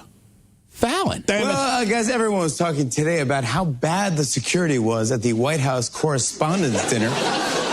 The good news is everyone is safe, and I think security has figured this out. They said from now on, they're going to put Trump in a locked deodorant case like CVS. You'll never get in that thing. No, yeah. Put him in a CD case. Remember those? Mm-hmm. Oh, God. Does the Pope still rock the Pope Mobile? I'm sure he does. That thing's awesome. Yes. He should ride in the Wintermobile. Can't see them. The world's largest maker of condoms said last week that they're raising prices by almost 30% due to the Iran war impact on raw materials. But honestly, you won't really feel it. Seth. Fallon. Seth Meyers. The world's largest maker of condoms said last week that it is raising prices by up to 30% due to the Iran war's impact on raw materials. But honestly, you won't really feel it. A passenger on a Delta flight airlines. Oh, I typed that twice. A passenger on Delta Airlines last week from Atlanta to Portland went into labor and gave birth about 30 minutes before landing. The crew congratulated her, then charged her for having an extra carry-on. Foul. Seth Meyers. Finally, a passenger on a Delta Airlines flight last week from Atlanta to Portland went into labor and delivered her baby about 30 minutes before landing. The crew congratulated her and then charged her for having an extra carry-on. You got to put a medical tag on your CPAP machine. Really? Yeah. I thought they would just know. And they were like, you have 3 carry-ons. I was like, it's medical. They were like, you didn't get a tag. I was like, okay. And she was like, just wait. I'll get you one. I was like, thanks. I got stopped once at, I can't remember where we were, but I went through. Whose bag is this? It is mine. And it's a dude. So he opens it up and he's like, sir, what is this? Because he just sees tubes and cups. I'm like, are you being... And keep in mind, there's also Cheerios and, those little smashed yogurt packs. And I'm like, are you being serious right now? Then a female TSA agent walks over and she's like, boy, those are breast pumps. I'm like, thank you. He was so embarrassed. Don't be embarrassed, but this is not a sophisticated bomb. I'm nursing right now. Yeah, this is to milk my wife's boobs, bro. All right, so there's this guy, Jamie Ding, right? He's been rolling on Jeopardy, right? Yeah, that dude's killing it. He is. Now, he finally lost. What? And he had a little fun with it, right? But the kind of more interesting thing is the way that he lost this one. He didn't even lose it in Final Jeopardy because the guy that won had just been dominating and making everything truly daily doubles and hitting them like in like two back-to-back. Okay. How much do you want to risk on plays and playwrights? 7,600.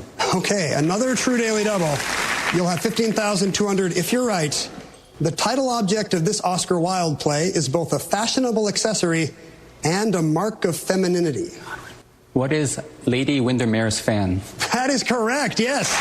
Taking you to 15,200. Fortune favors the bold, Greg. Select again. Historic Alliance is 16. Answer there. Back to back. That's the other daily double. Now, Greg, you have gone true daily double on both of the first two daily doubles in this game. How much do you want to risk on the third one? Let's do 7,000. This 55-nation group, launched in 2002, has its headquarters in Addis Ababa. What's African Union? African Union is correct, and it takes you to $22,200. Ted, where's Addis Ababa? So it's in Africa. It is, in fact, in Africa. I'll say Egypt. Nope. I know this country. It does start. Yeah, you've definitely heard of this country. It inspired Live Aid, We Are the World, countless jokes. Ethiopia? Ethiopia, yeah. Yeah. Let me double check that. I'm about 95% sure.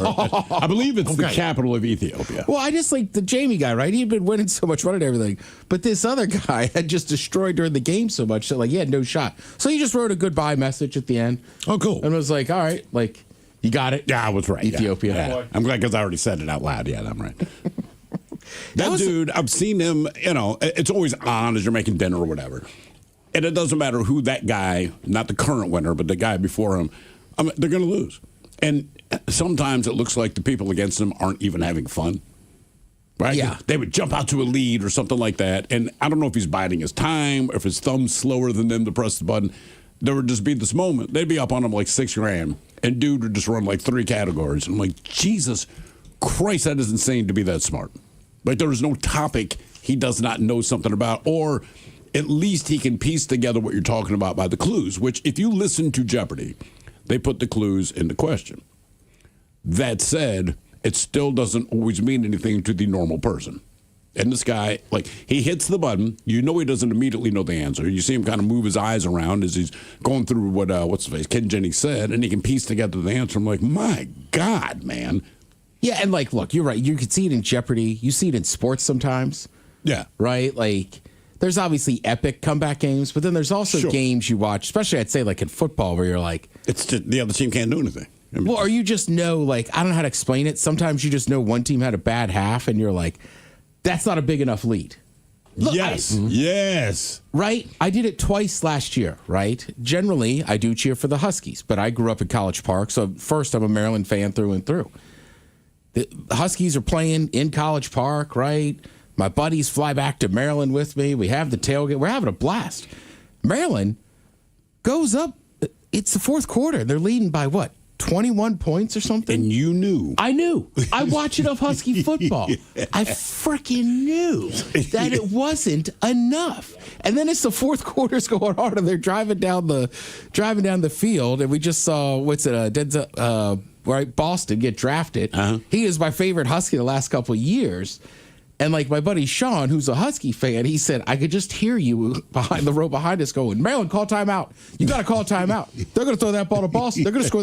Cops just panicking. It's going to happen. I don't think they threw it to him. They threw it to him to get down to the 10 and then scored. But it was just I don't know how to, you could just feel the whole tide rolling against you. It was Sometimes just I know. Just know.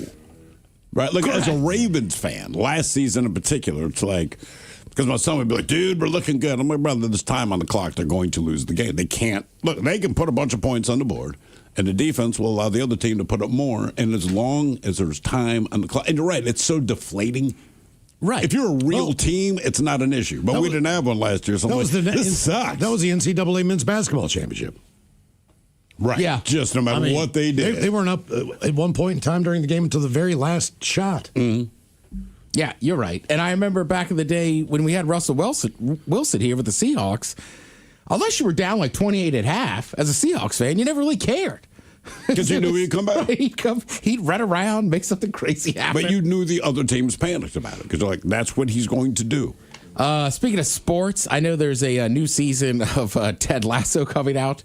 I had talked about Ted Lasso when it first came out, but I've been on mic the last couple days.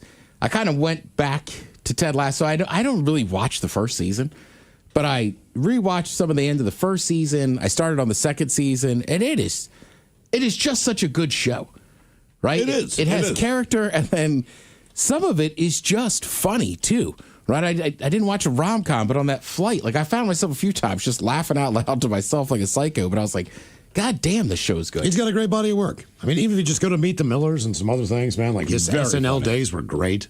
And I like the idea, and remember, Ted Lasso was a skit when NBC first got the Premier League, but he had based that literally off a coach he had grown up with. I've heard that. And I want to say I think he's a Kansas City guy, right?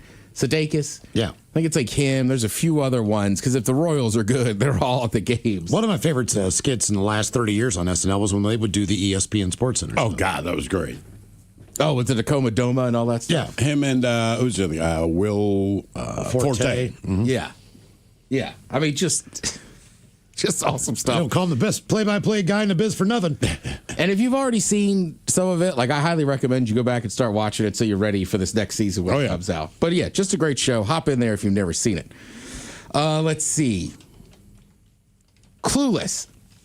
Did anybody... I love Clueless, the movie. You guys probably didn't watch that one. Alicia Silverstone was in it. Basically, I do know that. All right. So Clueless was supposed to be revivaled from Peacock. Well, now they're not working on it anymore. They've decided not to move forward with it. But the good news is, not completely dead. The show's being produced by CBS Studios and Paramount. They're going to see if they can get another network or streamer interested. If it does happen, Silverstone still says she'll play Cher, also serve as executive producer. A woman who wrote and directed the original movie is also producing it. So, who knows, right? Some of these, again, Fuller House was well received when it came back, and then I think it just fell off so quickly. So the revivals, they're tough. It's hit and miss, you know. Yeah. And it's like, does the story itself, like, warrant to be picked back up? Or are we just on it for nostalgia? I think you're on it for nostalgia, right? But one thing we know to be true is you can put out a season of it, it'll get great ratings. There might not be much of a story, might not be worth revisiting again, but you can make your quick windfall of cash by doing it right now, right? And look, if you can continue with the story, keep making the money. But you know it'll do well when you first put it out there. Well, and I feel like it was popular enough that it'll draw in that older crowd that's then going to bring their kids in to watch it, and then they'll get hooked on, the next generation, as it were. So I fully agree with you. Because there's Fuller House, and then, I don't know if it's out yet, but Malcolm in the Middle. Yep, that one got released. How I Met Your Father with Hilary Duff playing the lead in that one. It almost feels like Fuller House opened up the door for all the, I think everyone sat back to say, because Full House wasn't really a great show in the first place, definitely nostalgic, though. And like you said, it kind of hit, and I think everyone else said, you know what, man, we have better material. So if I'm Malcolm in the Middle, like a Bryan Cranston says he's going to come back, let's roll, bro. Malcolm in the Middle, too, has a very unique thing where, like, Frankie Muniz Jr., I shouldn't say that. He's just Frankie Muniz, isn't he? He could have his kid. You don't know. I don't know why I made him a junior. He made a few movies. Of course, Agent Cody Banks. Because of Freddie Prinze, that's why. It is because of Freddie Prinze. Yeah. I'm thinking of. But he actively disappeared. He's a very good racing. Right, he's a truck racer now, and I think he's got some starts coming up in stock car racing. But you're right. Having Cranston, with the successes he was of Breaking Bad, I feel like there's Breaking Bad fans that might watch this just to watch it, even if they weren't fans of Malcolm in the Middle. Just so folks know also, Breaking Bad and Malcolm in the Middle, two completely different shows. Absolutely different shows. Wildly different shows. There's a lot of people that were attaching them, though, like, actually Breaking Bad is the sequel to Malcolm in the Middle when he finally snaps. Somebody points out Scrubs came back. Yep. Mm-hmm.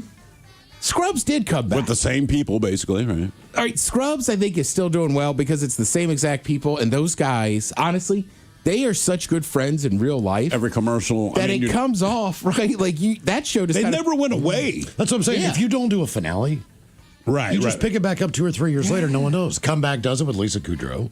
Yeah. If Larry David came back out with a Curb Your Enthusiasm, it'd just be a new season. I mean, shoot the cartoons. Futurama, King of the Hill. They both had revivals on Hulu. Yep, you're absolutely right. Thank you, Ted. We appreciate it. You're listening to The Men's Room.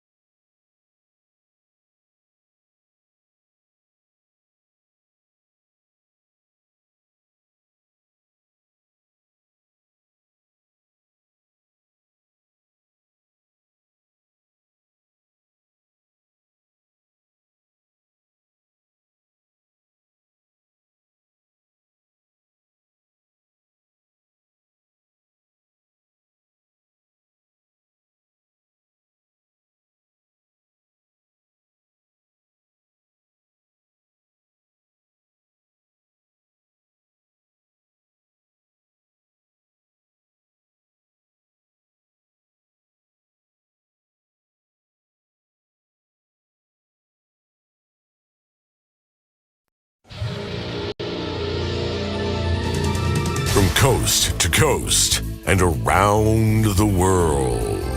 If it's not important, you'll hear it here, exclusively on In Action News. Here now are Stone Ledbetter and Felix Foxworthy. Tonight, Calvin of Calvin and Hobbes fame was arrested on multiple charges, including owning an exotic pet without a license and urinating on a Chevy truck. But first, you'll want to tune in tomorrow when we will be joined by Lionel Richie. Lionel Richie? We're going to have Lionel Richie on our show tomorrow. Yes, sir. Mr. Richie will be joining us for a... Lionel Richie. 36, 24, 36. Ow. Oh my gosh. Lionel Richie's gonna be on our show? Yes, Bonnie, I'm trying to explain. Oh my gosh. I need to get my hair done. I need to get my nails done. I need to buy a new dress. Bonnie, I don't think you need to... Did you say that Lionel Richie is going to be on tomorrow's program? Yes, Dolores, Lionel Richie will be on tomorrow's show, but... I want that man to sign my breast. That is a disgusting image, Sea-Devil. What did Lionel Richie ever do to you, Satan? Lionel Richie doesn't want to see devil's milk jugs. Shut up, you sniveling bag of pus. Lionel Richie would rather sign my breast than have to look at that coagulated mass of dander you call a face. Besides, he's my hall pass. Does he know that? He's gonna find out tomorrow. Somebody needs to warn that man. I'll let Lionel Richie sign any part of me he wants to. Okay, everyone, all of you, just stop it. Sorry, man, everything's signed that Lionel Richie is coming on tomorrow's show. I'm gathering that, but if any of you would let me finish, I am not talking about 4-time Grammy Award-winning singer-songwriter Lionel Richie. What? I'm not talking about the American Idol host. But you said Lionel Richie's coming on tomorrow's program. Dr. Lionel Richie. Who the hell is Dr. Lionel Richie? Dr. Lionel Richie is a renowned proctologist who will be joining us tomorrow to talk about men's health. Let me get this right, Stone. We're not having the mustachio musical genius and singer of the song Easy on tomorrow. We're having some man who puts his finger in the backside. That's what you're telling us. Well, I think that Dr. Lionel Richie does more than just insert his finger in the erectum, but yes. He's a proctologist, and he'll be joining us to encourage men to take their health seriously. About 1 in 8 men will be diagnosed with prostate cancer during their lifetime. Okay, read the room, Stone. None of us are feeling that, Playboy. You did this to us before. I did what? Overpromised. I didn't overpromise anything. Not everyone named Lionel Richie is the Lionel Richie. Last year you told us that Harry Styles was going to be on this show.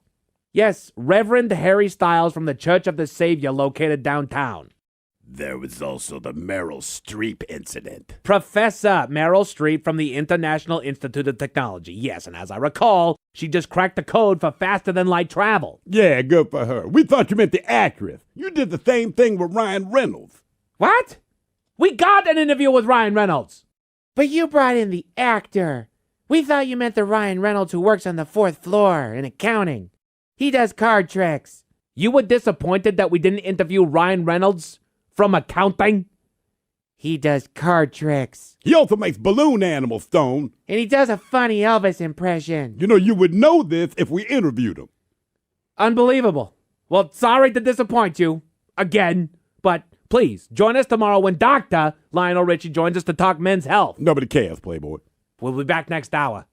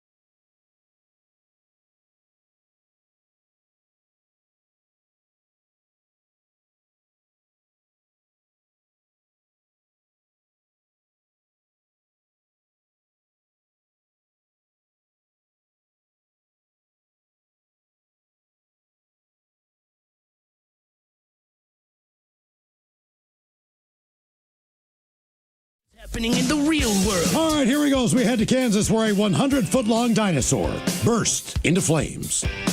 Meanwhile, when you throw dynamite at your sleeping boyfriend, it's no longer fun and games. Massachusetts woman attacks a sheriff's officer with her hive of bees. A woman steps in a hole and falls way below her knees. And Florida teens attempt a social media stunt, which ends up with them in jail. It's time for your headlines. Now, it's time to hit the headlines. Here's my car. Top story. We go to Massachusetts for one of the wildest stories I've read in a while. A local woman had gotten the news from a friend of hers that he was to be evicted from his home. A little context, the man is over the age of 80 and is currently undergoing cancer treatment, which, if you've ever been around that world, you know that it is not a cheap affliction. Eventually, the debts got to the better of him, and a court ordered his eviction, with authorities arriving at his home to remove him from the premises. Having dealt with being evicted herself and not wanting to see a friend and good man down on his luck lose his home, the woman arrived with a secret weapon to ward off officers. She's a beekeeper in the area and arrived at the home with several hives stacked in the back of her truck.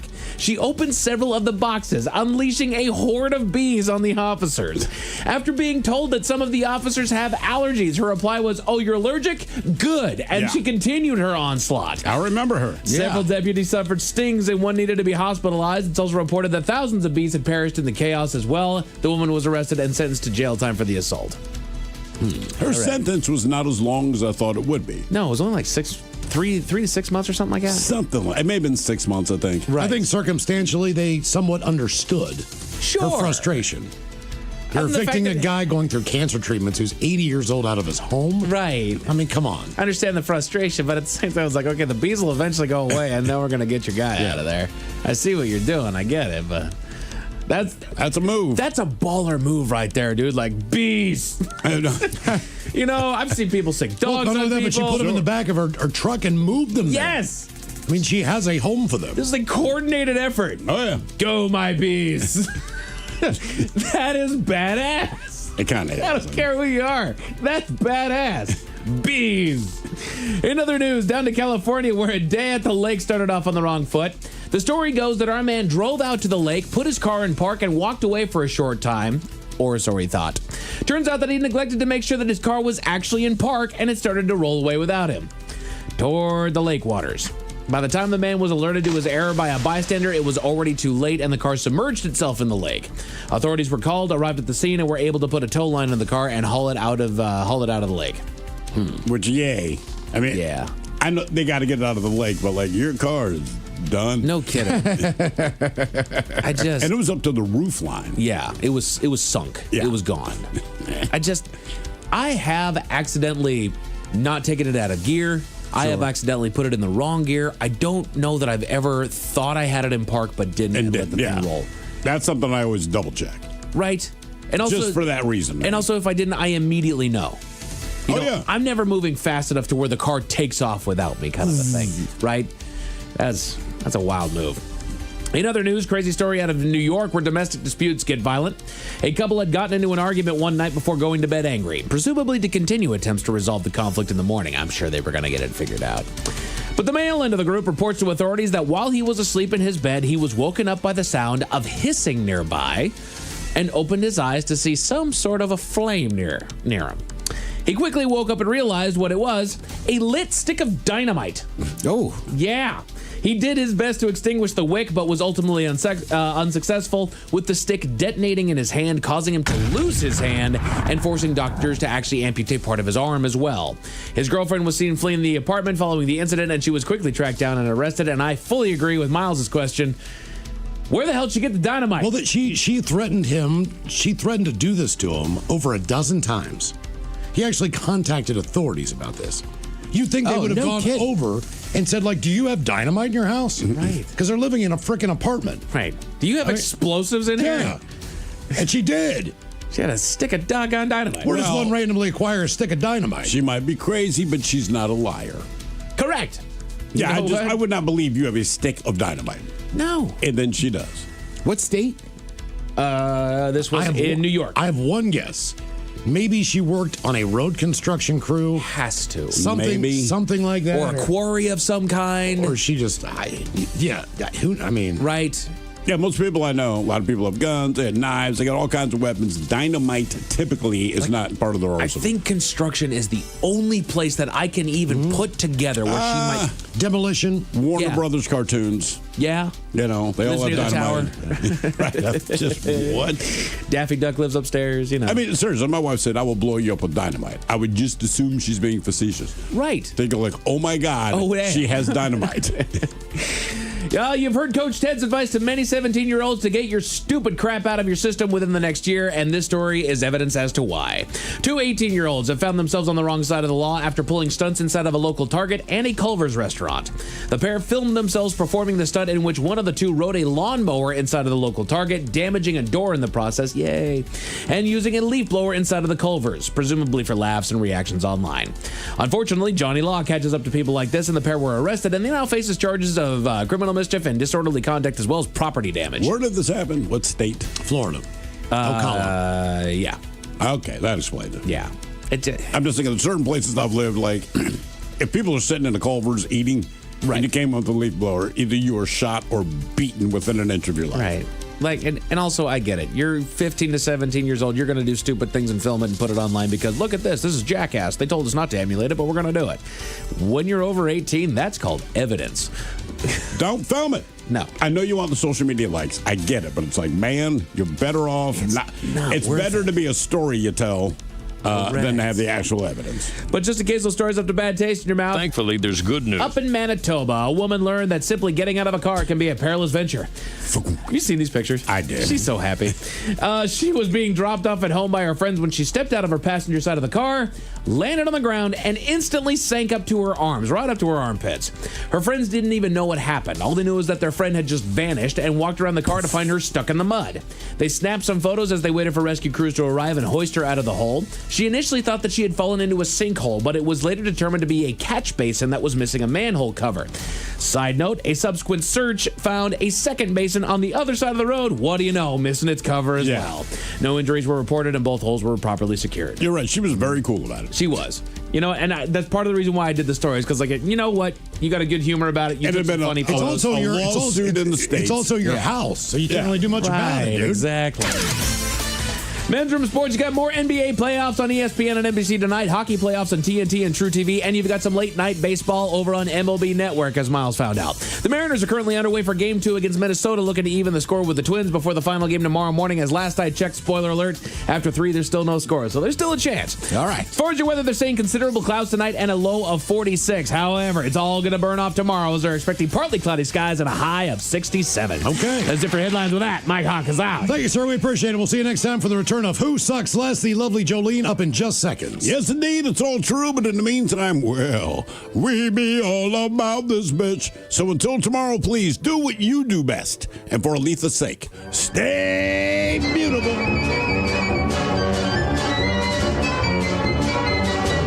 The Men's Room has been taped before a live studio audience. Wardrobe and makeup provided by Mantastic Limited. This has been a presentation of the Men's Room Radio Network.